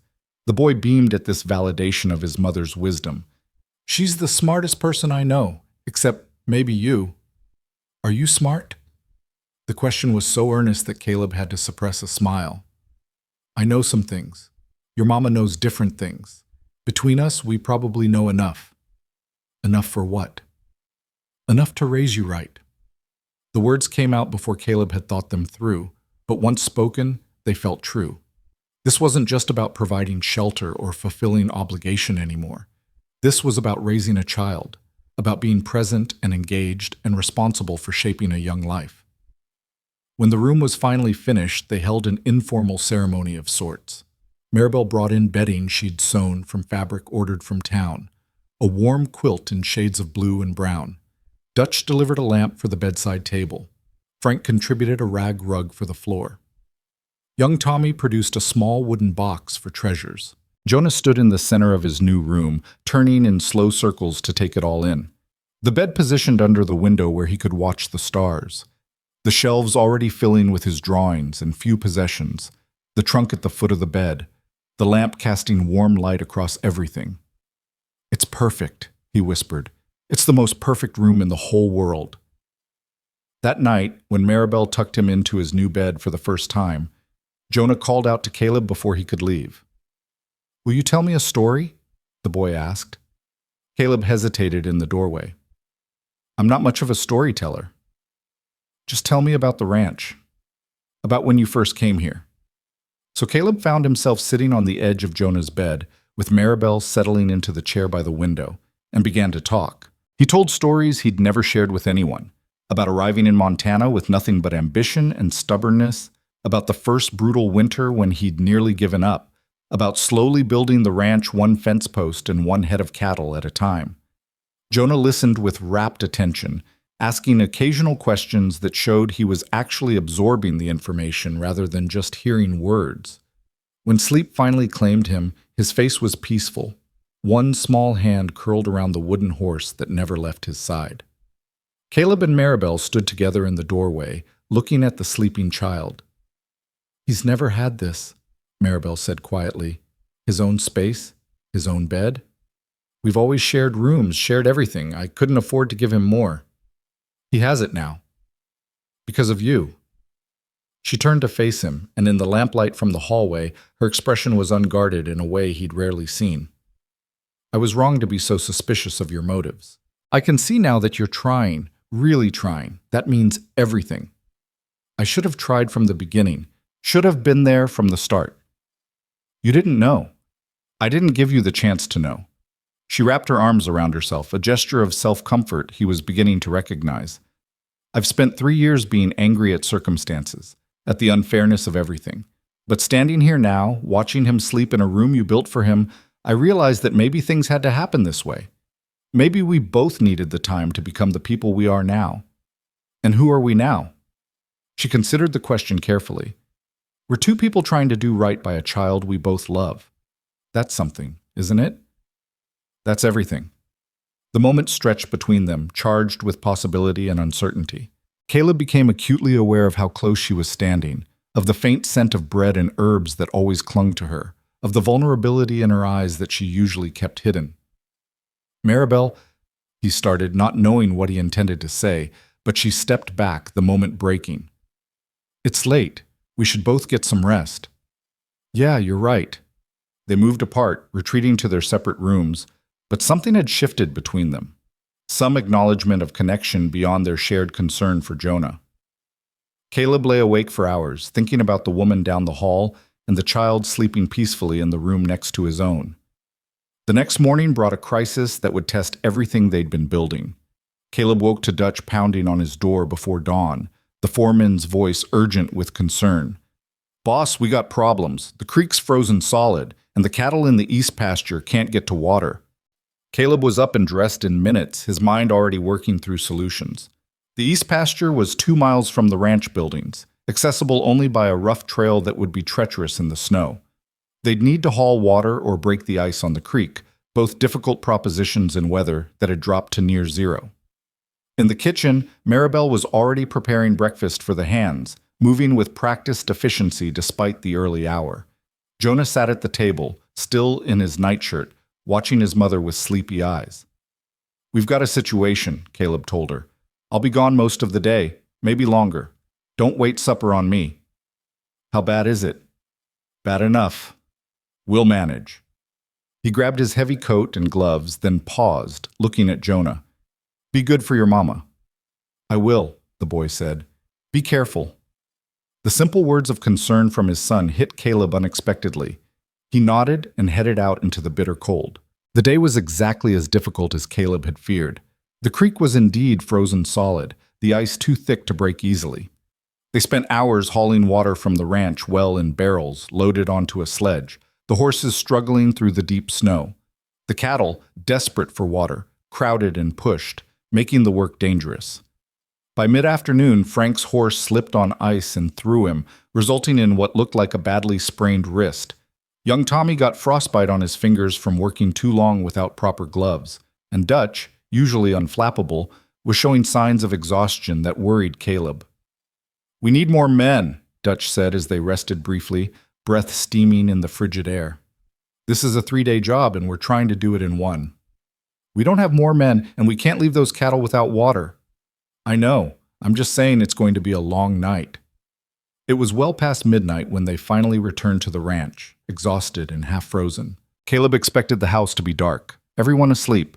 Instead, lamplight glowed in the windows, and when he pushed open the door, warmth and the smell of hot food enveloped him. Maribel stood at the stove, still dressed, still working despite the late hour. Hot coffee sat ready, along with bowls of stew that had been kept warm. Without a word, she began serving the men, making sure each one had enough to eat and drink before they stumbled off to their bunks. When only Caleb remained, she finally spoke. Jonah wanted to wait up. I had to promise him 3 times that you'd be home safe before he'd sleep. The image of his son worrying for him created a complex knot of emotions in Caleb's chest. Guilt for causing concern, warmth at being cared about, responsibility for the trust being placed in him. I'll check on him, Caleb said. Eat first. You look like you're about to collapse. He was too tired to argue. The stew was rich and hot, exactly what his body needed. Maribel sat across from him, her own exhaustion evident in the shadows under her eyes. You didn't have to stay up, he said. Yes, I did. You were out there risking your life for this ranch. The least I could do was have hot food waiting. The ranch isn't worth dying for. Tell that to the man who spent 16 hours in sub-zero temperatures hauling water to cattle. Her voice held gentle reproach. You push yourself too hard, Caleb. You always have. How would you know what I've always done? Because I've watched you for a month now. I've seen how you work yourself to exhaustion, how you put everyone else's needs before your own, how you carry the weight of this entire operation on your shoulders without asking for help. That's what ranching is. That's what dying young is, she corrected. You have a son now. You have people who depend on you. You can't afford to be reckless with your own life anymore. The words were sharp, but came from a place of genuine concern. Caleb set down his spoon and met her eyes. I was careful out there, as careful as possible given the circumstances. This time. But what about next time? What about when the stakes are higher and the risks are greater? She leaned forward, her intensity palpable. Jonah asked me 13 times if you were going to die. 13 times I had to reassure a 3-year-old that his father would come home. Do you understand what that was like? His father. The word settled over Caleb like a mantle, weighted with meaning. He called me that. He calls you that to me when you're not around. He hasn't worked up the courage to say it to your face yet. Maribel's expression softened. He's waiting for permission, I think. Waiting to know if it's allowed. Caleb pushed back from the table and walked to the window, looking out at the snow-covered darkness. Somewhere out there, cattle were drinking the water he and his men had hauled, surviving because of their efforts. But in here, a child was sleeping, calling him father in whispers, needing more than just provision. I'll talk to him, Caleb said. Tomorrow. I'll tell him it's all right. Will it be all right, I mean? He turned to face her. I don't know how to be a father, Maribel. I don't have a model for it. My own father died when I was young, and the men who raised me weren't exactly warm and nurturing, but I want to try. For him, for... He stopped, uncertain how to finish. For us? She asked quietly. The question hung in the air between them, loaded with possibility and danger. Admitting that this was about more than just Jonah, that his feelings had expanded to include the woman who'd borne his child and survived alone for 3 years, felt like stepping off a cliff without knowing what waited below. Yeah, he said finally. For us. Maribel's breath caught, her eyes widening. But before either of them could say more, a small voice called from down the hallway. Mama? Is that him? Is he home? She rose quickly. Yes, sweetheart. He's home. Go back to sleep. But Jonah appeared in the kitchen doorway, rubbing his eyes, his hair sticking up in all directions. When he saw Caleb, his face transformed with relief so profound it was almost painful to witness. You came back, the boy said. Of course I did. Jonah ran across the room and grabbed Caleb's hand, holding it tightly, as if to assure himself this was real. Mama said you would, but I was scared anyway. Caleb knelt down, bringing himself to the child's eye level. I will always come back, Jonah. Always. That's a promise. Even when it's dangerous? Even then. I'll be careful and I'll always find my way home. To me. To you. And your mama. Jonah threw his arms around Caleb's neck, hugging him with desperate strength. Caleb held the boy carefully, feeling the trust and love in that small body, understanding for the first time the full weight of what fatherhood meant. When Maribel finally peeled Jonah away and carried him back to bed, Caleb remained kneeling on the floor, overwhelmed by the evening's revelations. He'd faced blizzards and droughts, market crashes and cattle disease, isolation and hardship, but nothing had prepared him for this. For the vulnerability of loving people who could be hurt, who depended on him not just for provision, but for emotional safety. When Maribel returned, she found him still there. Come on, she said gently. You need rest.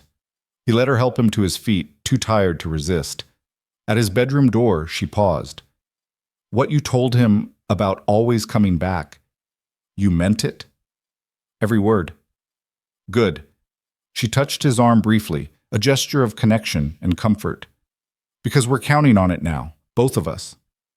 Then she was gone, leaving Caleb alone with his thoughts and a future that suddenly looked nothing like the solitary life he'd planned. He'd built this ranch to prove he needed no one, that independence was strength.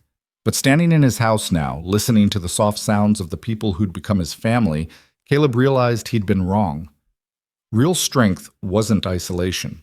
Real strength was letting people in, accepting their trust, and choosing to stay even when it would be easier to run.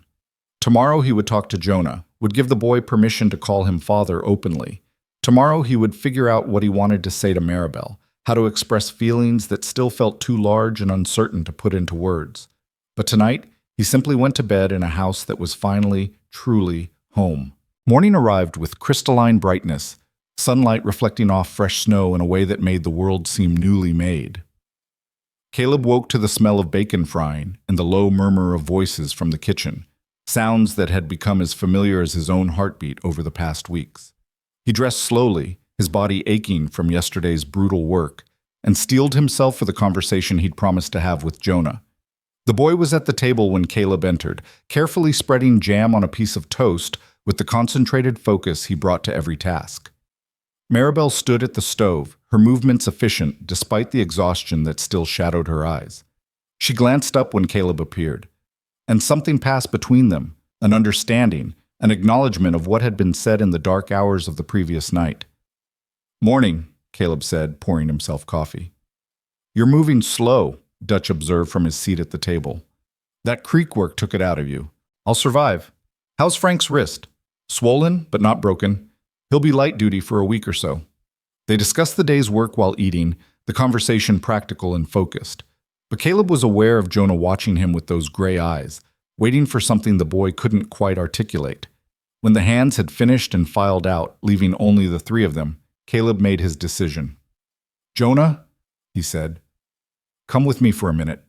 There's something I want to show you." The boy slid off his chair immediately, eager and trusting. Maribel caught Caleb's eye, a question in her expression. He nodded slightly, and she understood. This was the conversation, the moment he'd promised. Caleb led Jonah out to the barn, where the morning sun slanted through gaps in the walls, illuminating dust motes that danced in the still air.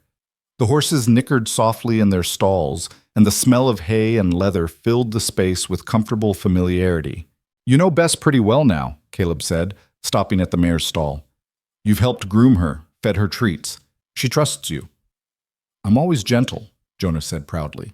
"Just like you taught me." "You are. And that's important because horses can tell when someone cares about them properly." Caleb opened the stall and led Bess out into the center aisle. "I think it's time you learned to ride." Jonah's eyes went wide. "Really? Mama said I had to be bigger." "You're big enough for this. We'll start simple, just sitting in the saddle while I lead her. Nothing fancy, but if you're going to live on a ranch, you need to know how to handle a horse." "If I'm going to live here," the boy's voice carried a tremor of uncertainty. "You mean forever?" Caleb knelt down, bringing himself to Jonah's level.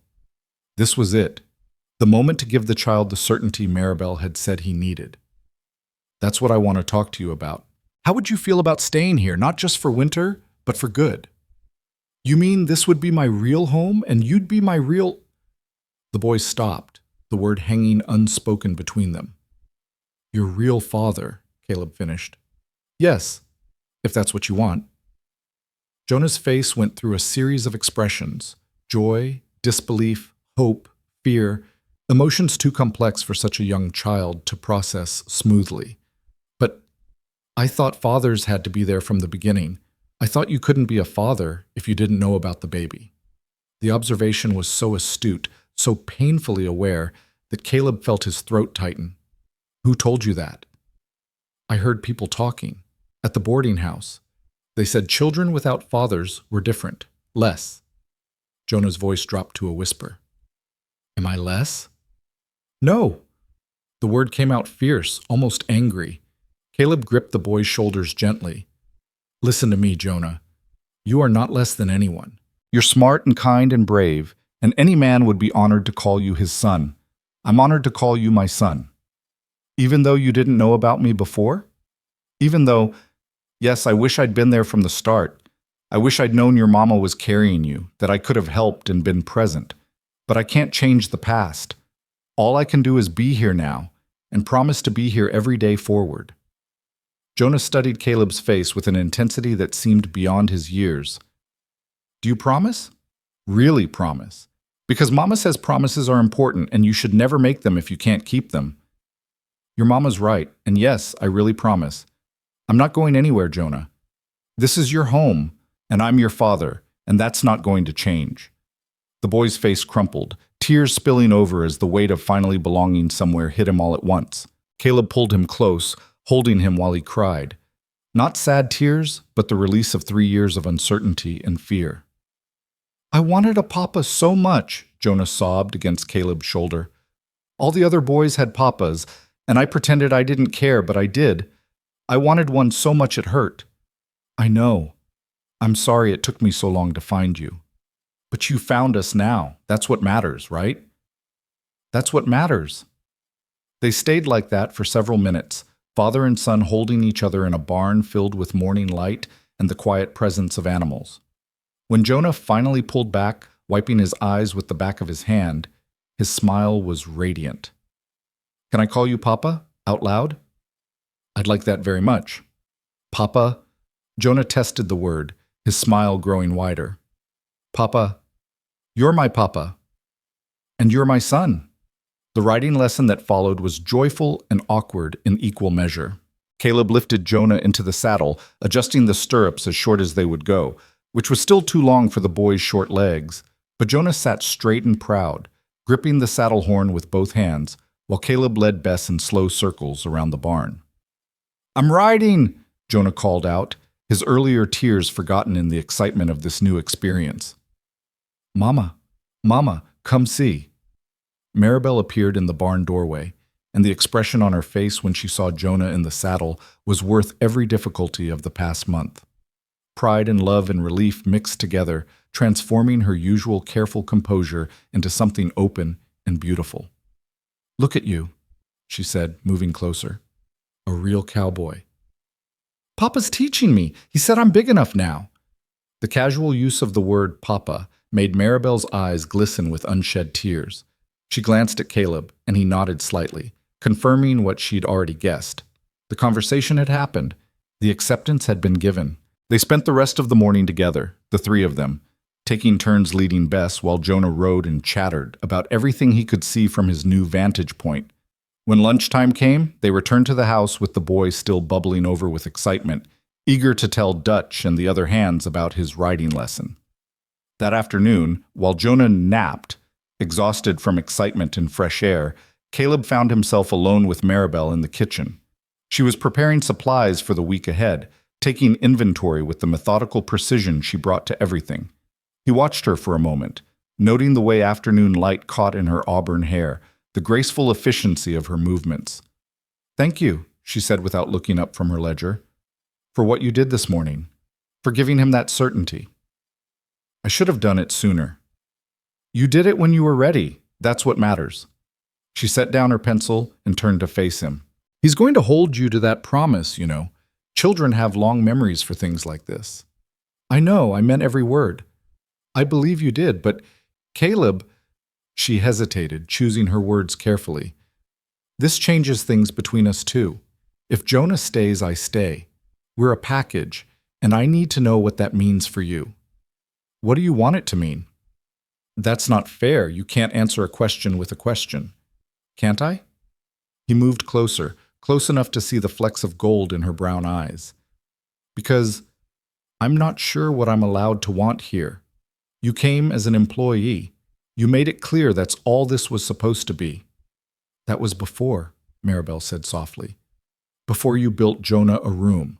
Before you promised to be his father. Before you looked at me the way you're looking at me right now." "And how am I looking at you?" "Like you're trying to figure out if I feel the same things you're feeling." The honesty of it took Caleb's breath away. "Do you?" "I don't know." She wrapped her arms around herself, that gesture of self-protection he recognized. "I spent 3 years being angry at you, at circumstances, at everything. I convinced myself that what we had in St. Louis was a mistake, something to be endured and moved past. But being here, watching you with Jonah, seeing the man you are, it's complicated. Life's complicated." That's a platitude, not an answer. "All right. You want honesty?" Caleb took a breath, preparing to step off that cliff he'd been avoiding. "I think about you constantly. I notice things. The way you hum while you cook, the way you bite your lip when you're concentrating, the way you tuck Jonah in at night. I look forward to meals because it means sitting across from you. I lie awake wondering what it would be like if you weren't just living here out of necessity, but because you wanted to be here. With me." Maribel's breath caught audibly. "Caleb, I know it's too soon. I know we barely know each other, really, but I also know I don't want you to leave come spring. Not just for Jonah's sake, for mine." "What exactly are you saying?" "I'm saying I want more than an employee. I want a partner, someone who's here because they choose to be, not because they have nowhere else to go. And if I'm not ready for that, if I need time to trust this, to trust you, then we take time." He reached out slowly, giving her every chance to step away, and took her hand. Her fingers were smaller than his, work roughened but graceful. I'm not asking you to make a decision today. I'm just telling you how I feel, what I hope for. Maribel looked down at their joined hands, then back up at his face. I need to know you're serious, that this isn't just loneliness or convenience or some romantic notion about having a ready-made family. It's none of those things. Then what is it? Caleb struggled to articulate feelings he'd never allowed himself to have before. It's waking up and actually wanting to be awake because you're in the house. It's coming in from work and feeling like I'm coming home instead of just returning to a building. It's watching you with Jonah and understanding what I've been missing my whole life. He paused, then added quietly, it's remembering that night in St. Louis and wishing I'd had the courage to ask you to come with me then. You couldn't have known. I knew enough. I knew you were different. I knew that conversation we had was the best one I'd had in years. I knew walking away felt wrong even as I did it. His hand tightened slightly on hers. But I was a coward who'd convinced himself that alone was the same as strong. I'm not that person anymore. Or at least, I'm trying not to be. Maribel's eyes were bright with unshed tears. You're making this very difficult. Difficult how? Difficult to maintain my boundaries. Difficult to remember all the reasons I shouldn't trust this. She pulled her hand free but gently, without anger. I need time, Caleb. I need to see that what you're feeling lasts beyond the novelty of it. I need to know that when spring comes and the snow melts and life gets back to normal, you'll still want us here. I will. You don't know that. You can't know that. Then let me prove it. Let me show you over the next months that this is real. She studied his face for a long moment, searching for something he hoped she'd find. Finally, she nodded. All right, we'll see how it goes. But Caleb, if you change your mind, you tell me. Don't string me along out of some misguided sense of obligation. I'd rather have honest rejection than false hope. Fair enough. Same goes for you. If you decide this isn't what you want, you tell me straight. I will. They stood there in the kitchen, the winter afternoon light fading outside, having negotiated the terms of a relationship neither of them quite knew how to define yet. It wasn't a declaration of love or a proposal of marriage, but it was a beginning, an acknowledgement of possibility. The sound of Jonah stirring in his room broke the moment. Maribel moved away to check on him, leaving Caleb alone with his thoughts and a sense of cautious hope that felt both terrifying and exhilarating. Over the following weeks, life on the ranch settled into a new rhythm. The brutal cold persisted, keeping everyone close to the buildings and focused on essential tasks. But within the house, something was growing, a sense of family that went beyond mere cohabitation. Caleb made good on his promise to teach Jonah to ride, spending an hour each afternoon in the barn with the boy. Jonah's confidence grew with each session, his fear transforming into competence. Caleb found unexpected joy in these lessons, in watching his son master new skills and face challenges with determination. Maribel, for her part, continued to manage the household with impressive efficiency. But Caleb noticed changes in her too. She smiled more readily, laughed at the hands' jokes during meals, allowed herself moments of rest instead of working constantly. She began to look healthier, the hollow shadows under her eyes fading, her too thin frame filling out with regular, adequate meals. And in the evenings, after Jonah was asleep, Caleb and Maribel fell into a habit of sitting together by the fire. Sometimes they talked about their pasts, their hopes, their fears. Other times they simply sat in companionable silence, reading or working on small tasks. These quiet hours became precious to Caleb, moments when he could simply be present with someone who understood him. Christmas approached, though the holiday had never meant much to Caleb in his years alone. But Jonah's excitement was infectious, and Maribel's gentle traditions began to transform the house. She taught Jonah to string popcorn and cranberries for garlands, filled the house with the smell of baking gingerbread, brought in pine boughs to decorate the mantel. We should get a tree, Jonah announced one evening at dinner. A real Christmas tree. Trees are for fancy city folk, Dutch said, but his tone was gentle. Ranch folks make do with what we have. But Papa could cut one down, couldn't you, Papa? Jonah turned those pleading gray eyes on Caleb. There's lots of trees on the property. We could get a small one, just for my room. Caleb found himself unable to resist. "All right, tomorrow if the weather holds, we'll find a tree." Jonah's whoop of delight made every man at the table smile.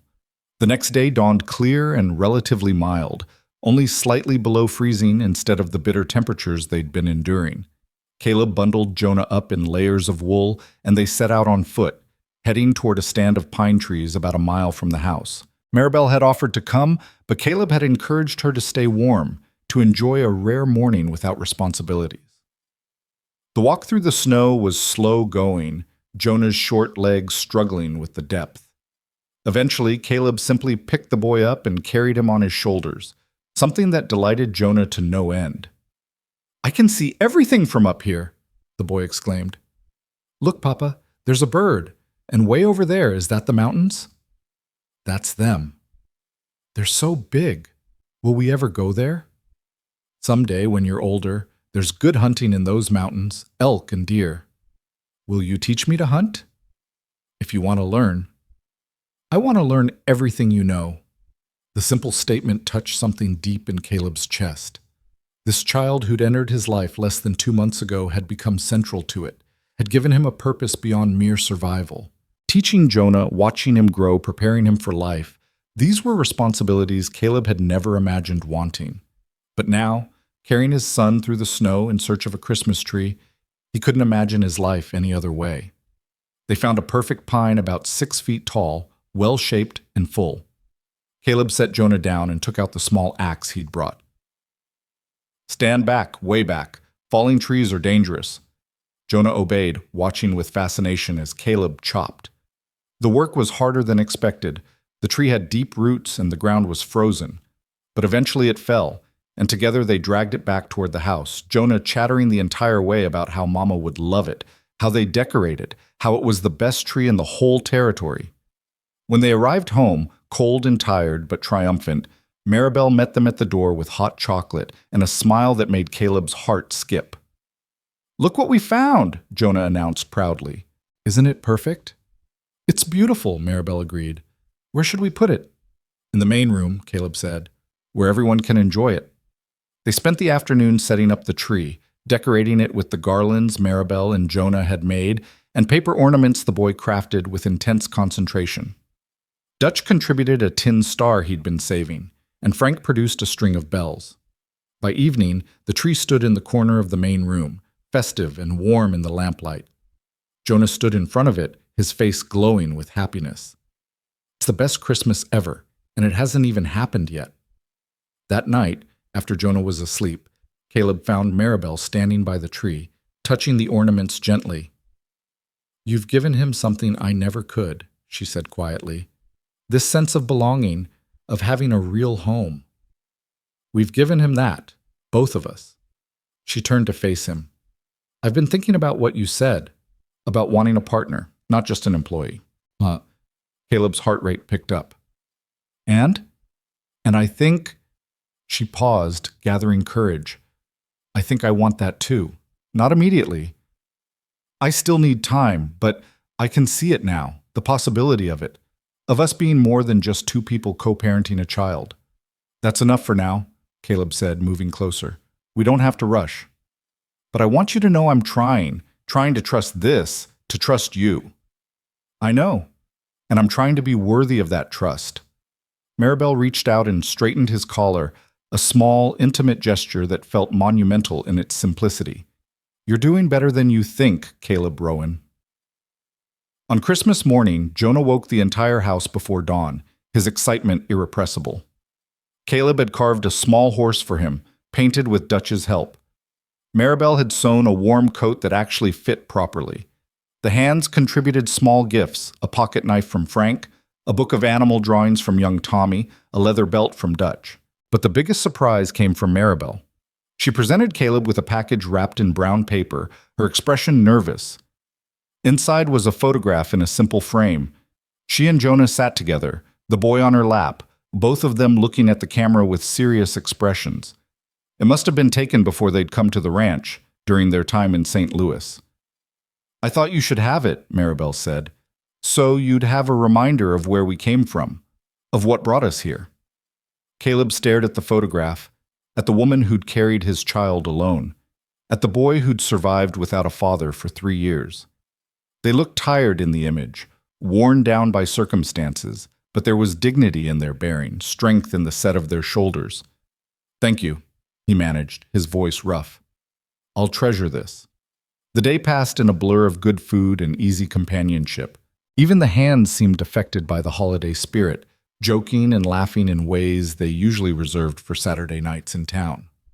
Maribel outdid herself with the meal: roasted chicken, fresh bread, vegetables from the root cellar prepared with herbs and butter, and a dried apple pie that disappeared almost before it hit the table. In the evening, with Jonah finally worn out and sleeping, Caleb stood on the porch smoking a rare cigar Dutch had given him, looking out at his snow-covered land. Maribel joined him, wrapped in a shawl against the cold. "Quite a day," she said. "Best Christmas I've had in 20 years, maybe ever." Jonah will remember this forever, his first real Christmas with his father. I hope he has many more to remember. They stood in comfortable silence, watching stars appear in the darkening sky. Finally, Maribel spoke again. "I've made a decision," she said. "About us. About this." Caleb's entire body tensed. "Yeah? I want to try, really try. Not just coexist or co-parent, but build something together. A real partnership, a real family." She turned to face him. "I'm still scared. I'm still worried you'll realize this isn't what you want, but I'm more scared of letting fear keep me from something that could be good." Caleb felt something in his chest expand, filling spaces he hadn't known were empty. "You're sure?" "As sure as anyone can be about the future, which is to say, not entirely, but willing to risk it anyway." He reached out and took her hand, lacing their fingers together. "Then we'll risk it together." "Together," she agreed. They stood like that for a long while, two people who'd found each other through chance and circumstance, holding hands on a Christmas night in Montana, building something neither of them had planned but both of them needed. Inside the house, their son slept peacefully, secure in the knowledge that he had a home and a family. And for the first time in his adult life, Caleb Rowan felt truly, completely at peace. The winter stretched ahead, long and cold and full of challenges yet to come. But they would face it together, father, mother, and child, building a life one day at a time, proving that sometimes the best things in life are the ones you never saw coming. The days following Christmas carried a different quality, as if the declaration made on that porch had altered the very atmosphere of the ranch. Caleb noticed it in small ways: the way Maribel's hand would brush his when passing dishes at meals, the way she lingered in doorways when they talked, the way her careful reserve had begun to crack, revealing the woman underneath who'd survived 3 years alone and was finally allowing herself to hope. January brought the deepest cold of winter, temperatures that made even the short walk from house to barn feel dangerous. The hands stayed close, venturing out only for essential tasks, and the house became a refuge against the brutal elements. Inside, life took on an intimate quality born of proximity and shared purpose. One evening in mid-January, after Jonah had been put to bed, Caleb found himself working at the kitchen table, reviewing the ranch accounts by lamplight. The numbers told a story he'd been anticipating but hadn't wanted to face. Feed costs were higher than expected, the loss of several head of cattle to the early freeze had impacted his reserves, and repairs needed in spring would strain his budget considerably. Maribel appeared with 2 cups of coffee, setting one beside him before settling into the chair across. "You look troubled." "Just numbers, nothing we can't manage." "Can I see?" She reached for the ledger, and after a moment's hesitation, he pushed it toward her. Her eyes scanned the columns with the practiced efficiency of someone who understood bookkeeping. "You're running too thin on operating capital." "I know. But we'll make it through to spring. We always do." "You need to sell some stock before calving season. Get cash in hand." "In this weather, nobody's buying cattle in January." "Then sell something else. Equipment you're not using. That old wagon in the barn that's been sitting for years." She tapped the ledger. "You're land rich and cash poor, Caleb. That's dangerous going into spring." Her acumen surprised him, though it probably shouldn't have. She'd managed household budgets on pennies for 3 years. She understood scarcity better than most. "You sound like you've done this before," he said. I managed the boarding house books for 2 years. The owner trusted me because I could stretch a dollar farther than anyone else. She met his eyes. Let me help. With this, I mean, not just cooking and cleaning, but the actual business of running this ranch. I have skills you could use. The offer touched something deep in Caleb's chest. This wasn't just about household management anymore. She was asking to be a true partner in every sense. All right, he said, show me what you see. They spent the next 2 hours going over the accounts together, Maribel pointing out inefficiencies and suggesting solutions Caleb hadn't considered. She had a mind for details he sometimes missed, could see patterns in spending that revealed waste. By the time they finished, they'd developed a plan that would tighten the budget without sacrificing essential operations. You're good at this, Caleb said, genuinely impressed. I had to be. When you're 1 month's rent away from the street, you learn to make every penny count. She closed the ledger with a soft thud. This ranch is sound, Caleb. You've built something solid. You just need to manage it more carefully. He corrected. We need to manage it more carefully. If you're going to help, it's not my ranch anymore. It's ours. The word hung between them, weighted with implications. Maribel's breath caught slightly. Ours. Yeah, if you're willing. I'm willing. She reached across the table, her hand covering his. I'm more than willing.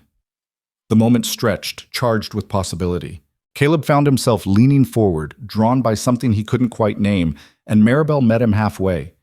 The kiss was gentle, tentative, a question more than a statement. Her lips were soft and warm, tasting faintly of the coffee they'd been drinking. When they pulled apart, Maribel's eyes were wide, her cheeks flushed. That was long overdue, Caleb finished. I was going to say unexpected, but your version works too. She touched her lips with her fingertips, as if confirming what had just happened was real. We should probably talk about this. What's there to talk about? Everything. What this means, where we're going, what we want. She stood, agitation making her restless. I can't just fall into this, Caleb. I have Jonah to think about. If we do this wrong, if we hurt him, we won't hurt him. We're both committed to that. But we could hurt each other, and that would hurt him by extension. She wrapped her arms around herself. I need to know this is real. That you're not just caught up in the idea of having a family, that you actually want me specifically, not just the convenient package of mother and child. Caleb rose and crossed to her, gently taking her shoulders. You think I kissed you out of convenience?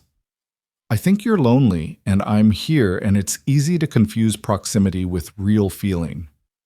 You're right that I was lonely. For years, decades even. I'd convinced myself it was my natural state, that I preferred solitude. He lifted one hand to cup her face, his thumb brushing her cheekbone. But, Maribel, what I feel for you isn't about filling emptiness. It's about recognizing someone who fits, who challenges me and compliments me and makes me want to be better than I am. That's a pretty speech. It's the truth, and I'll prove it to you every day if I have to, until you believe it. Maribel's eyes searched his face, looking for doubt or deception. Whatever she saw there must have satisfied her, because she leaned into his touch. I'm scared. So am I. But you're willing to try anyway? I'm willing to do more than try. I'm willing to commit, to build something lasting. He paused, then added quietly, I'm willing to marry you, if you'll have me. The words came out before he'd fully planned them, but once spoken, they felt absolutely right. Maribel's eyes widened, her mouth opening in shock. You can't mean that. We've only been… I mean it. I know it's fast by conventional standards, but nothing about our situation has been conventional. You're already Jonah's mother and my partner in running this house. Why not make it official? Because marriage is forever, Caleb. Or it should be. And you can't know after 2 months that you want forever with someone. Can't I? He pulled her closer until they were nearly touching. I knew after one night in St. Louis that you were different. I knew walking away from you was a mistake, even as I did it. I've spent 3 years unconsciously comparing every woman I met to a memory of you, and none of them measured up. Now you're here, in my house, in my life, and I'll be damned if I let you slip away again. Maribel's breath hitched, tears forming in her eyes. That's not fair. You can't say things like that and expect me to think clearly. I don't want you to think clearly. I want you to feel what I'm feeling and tell me I'm not alone in this. You're not alone. The admission came out whispered, almost broken. I feel it too, and it terrifies me. Then be terrified with me, but don't run from it. She laughed, the sound caught between joy and tears. I don't have anywhere to run to. You've made sure of that. Building Jonah a room, giving him a home, making yourself indispensable to both of us. Good. That was the plan. Some plan. Trap a woman and her child with kindness and stability. Is it working? Yes, damn you, it's working perfectly. She rose on her toes and kissed him again, this time with less hesitation, more certainty. When they broke apart, she was smiling despite the tears on her cheeks. Ask me again in spring, when the snow melts and the world opens up again. If you still want to marry me then, when you have options and freedom, I'll say yes. It wasn't the immediate acceptance Caleb had hoped for, but it was more than he'd had any right to expect. Spring it is. And until then, we keep building this, together. The following weeks tested that commitment in ways neither of them anticipated. February brought a blizzard that lasted 3 days, snow piling so high it buried the lower fence rails and trapped them all inside. Cabin fever set in by the second day, Jonah growing restless and whiny, the hands arguing over card games, everyone getting on everyone else's nerves. It was Maribel who saved them all from madness. She organized activities to keep Jonah occupied, mediated disputes between the hands with the diplomacy of a seasoned negotiator, and somehow managed to keep cooking interesting meals despite being limited to whatever was in the larder.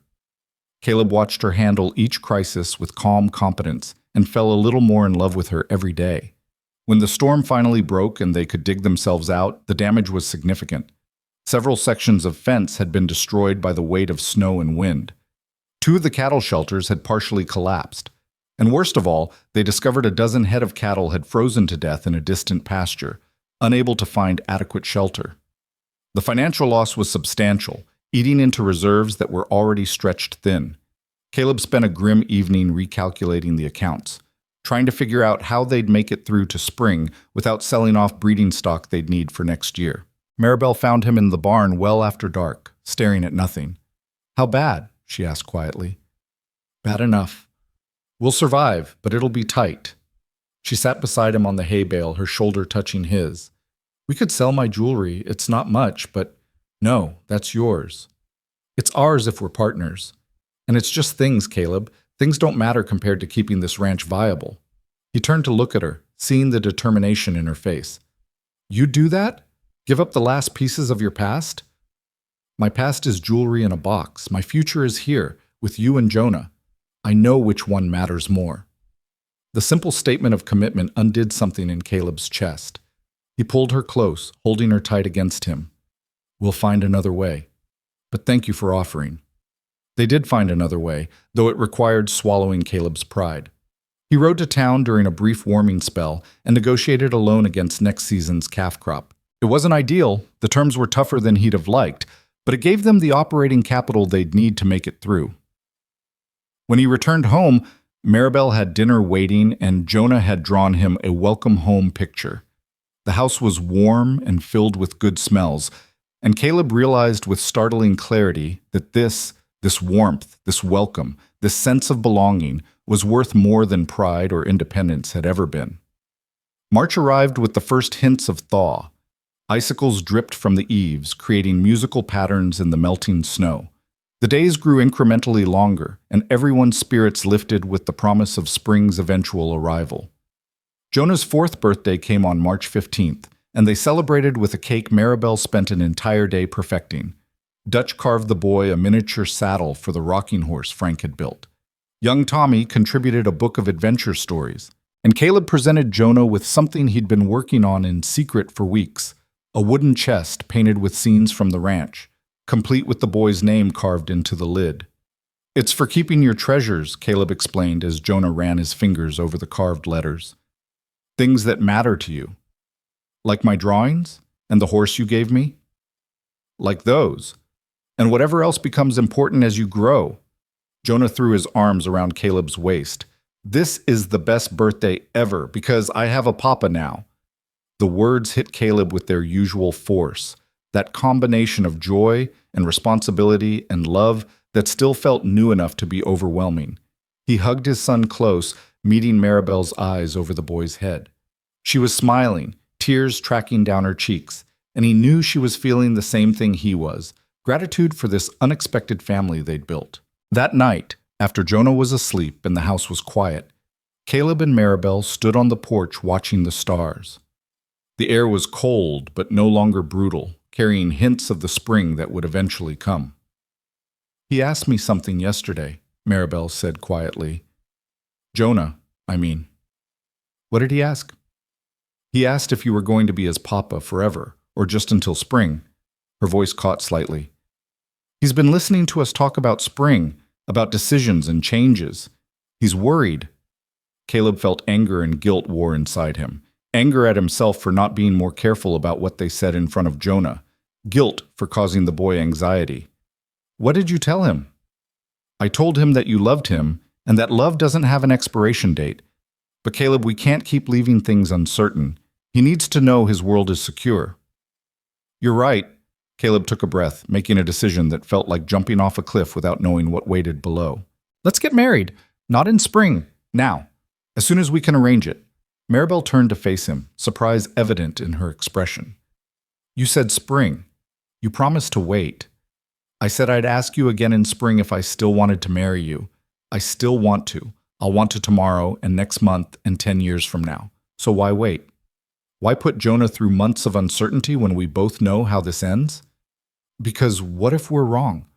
What if we rush into this and realize we've made a mistake? We're not wrong. I know it the same way I know how to read weather or judge cattle. It's instinct backed by experience. We work well together, Maribel. We're good partners, good parents to Jonah. That's more than most marriages start with. But what about love? Real romantic love, not just partnership and compatibility. Caleb cupped her face in his hands, looking directly into her eyes. "I love you. I've been trying to find the right moment to say it, waiting for some perfect time that probably doesn't exist. But I'm saying it now. I love you, Maribel Clark. I love your strength and your stubbornness and the way you hum when you're happy. I love how you protect Jonah while still teaching him to be brave.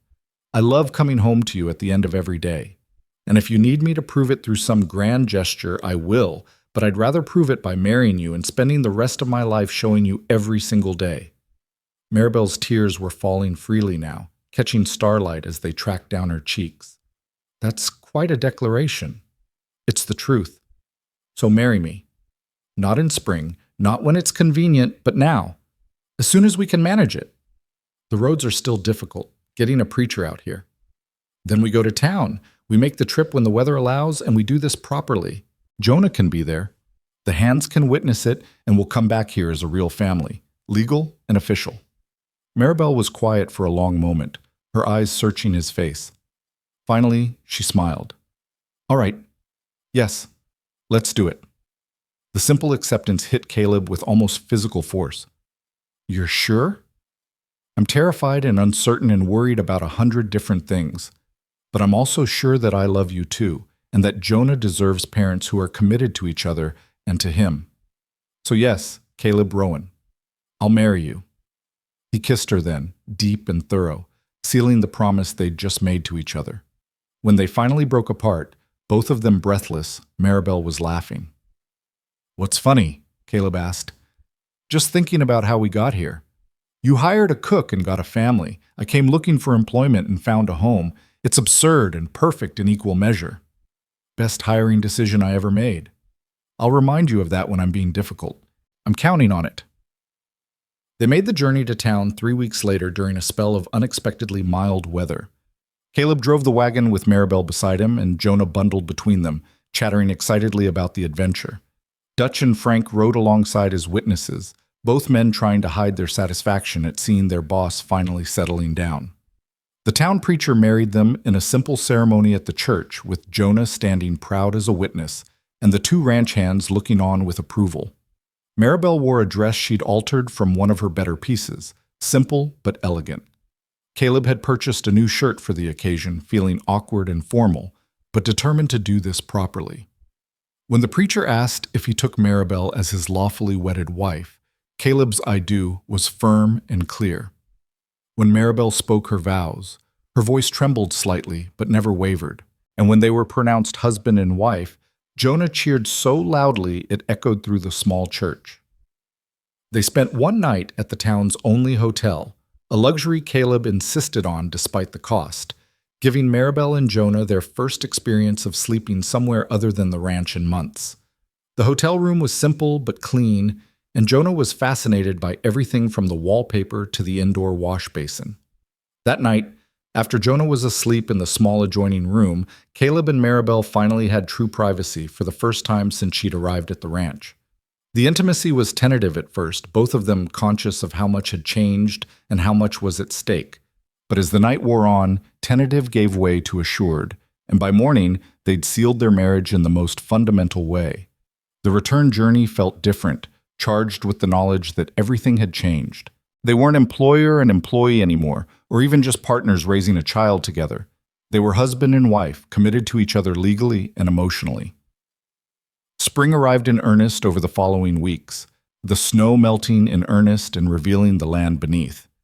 The ranch came back to life with the season, new calves being born, grass beginning to green, the whole world feeling renewed and full of possibility.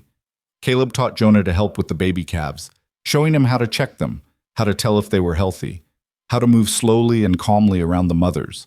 The boy took to ranch work with enthusiasm, eager to learn everything he could.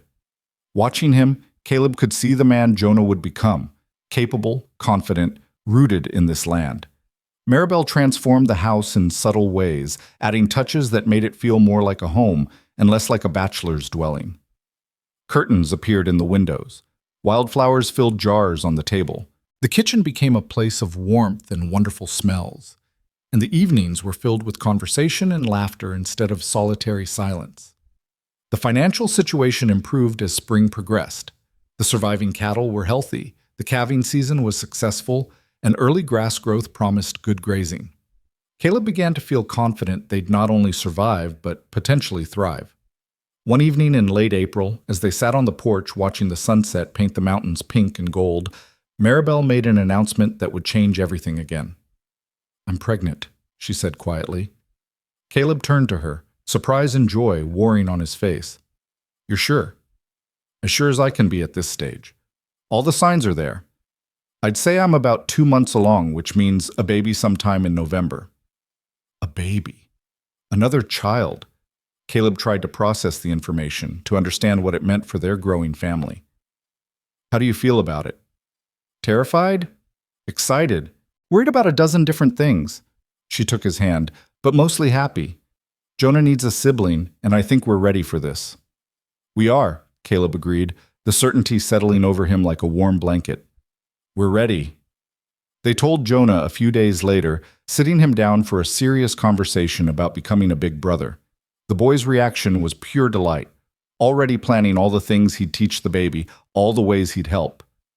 "Will the baby be a boy or a girl?" Jonah asked. "We won't know until it arrives," Maribel explained. "But either way, you'll be an excellent big brother." "I'll protect them," Jonah said solemnly, "just like Papa protects us."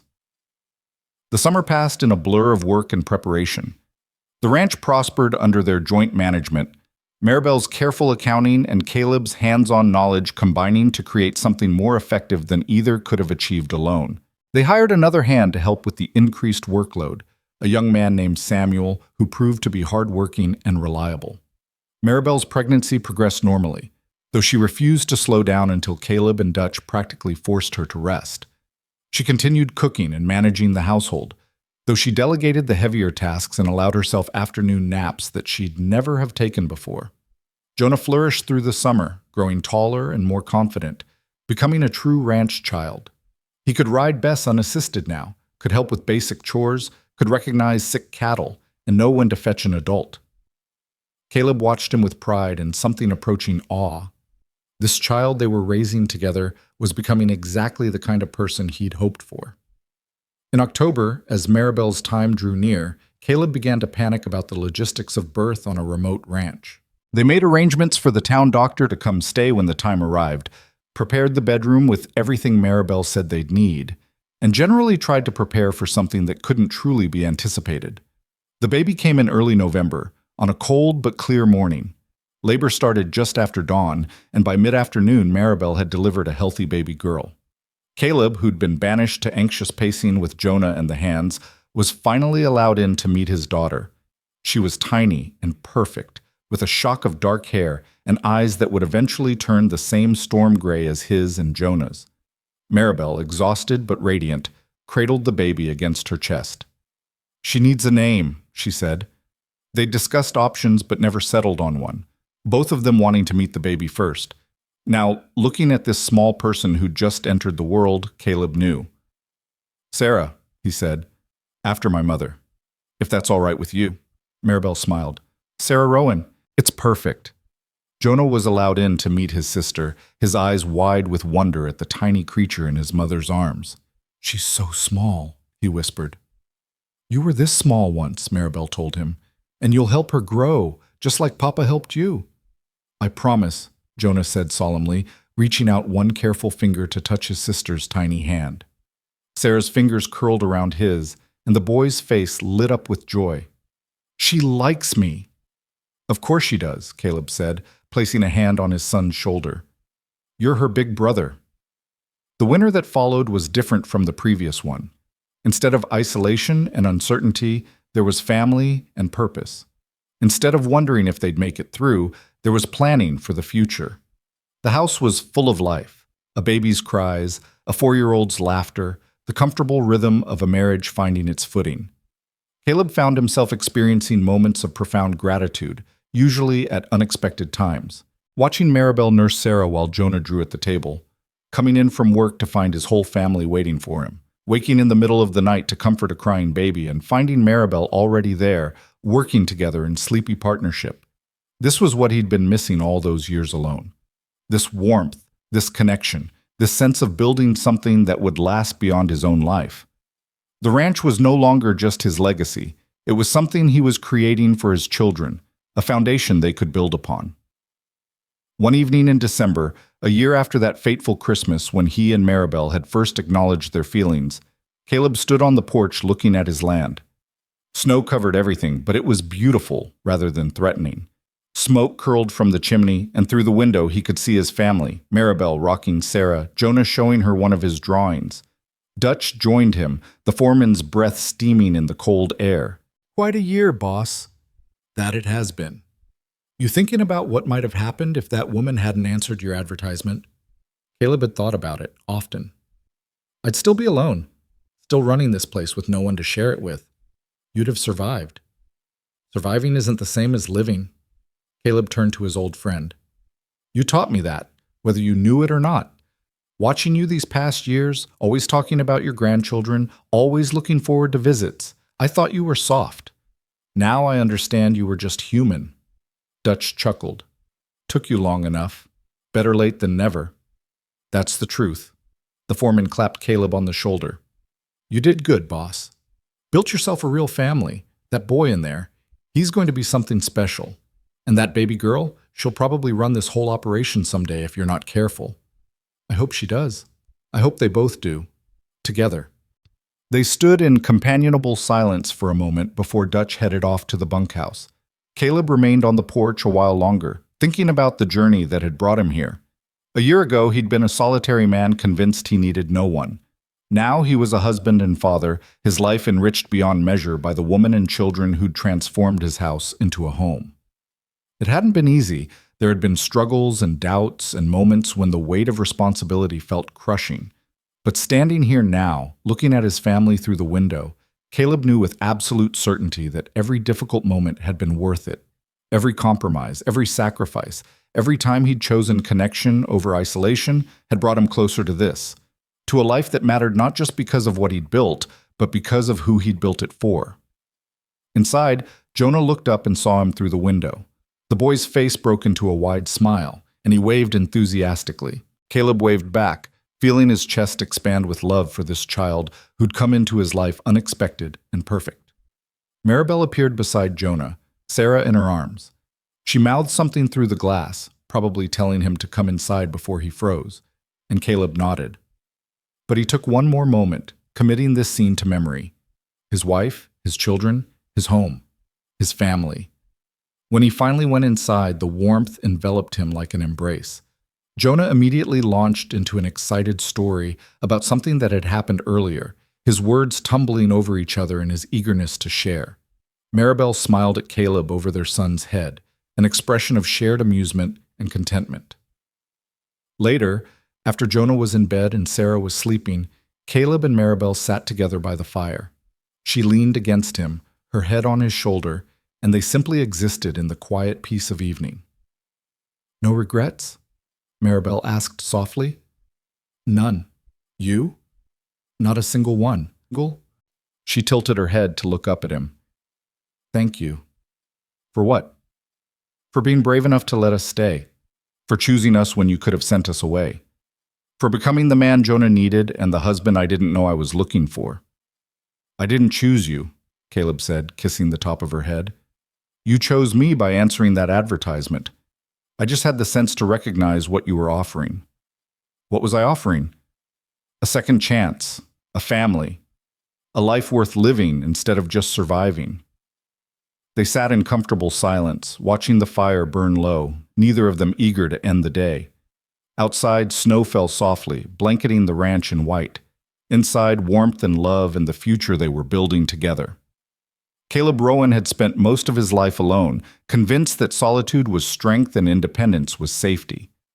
He'd built a successful ranch through sheer determination and stubbornness, proving to himself and the world that he needed no one.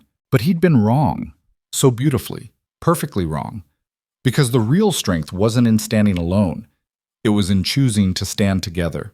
The real safety wasn't in walls of isolation. It was in the bonds of family and love.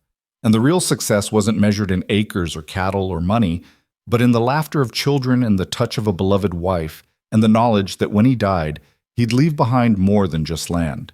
He'd leave behind a family, a legacy, a love that would endure. And that, Caleb realized as he held his wife close and listened to his children sleep, was everything he'd never known he needed and more than he'd ever dared to dream possible.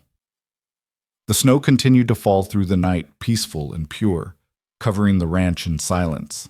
But inside the house, life hummed with warmth and promise, a family safe and whole, building a future one day at a time, proving that sometimes the best things in life are the ones you never planned for, but choose to embrace with your whole heart.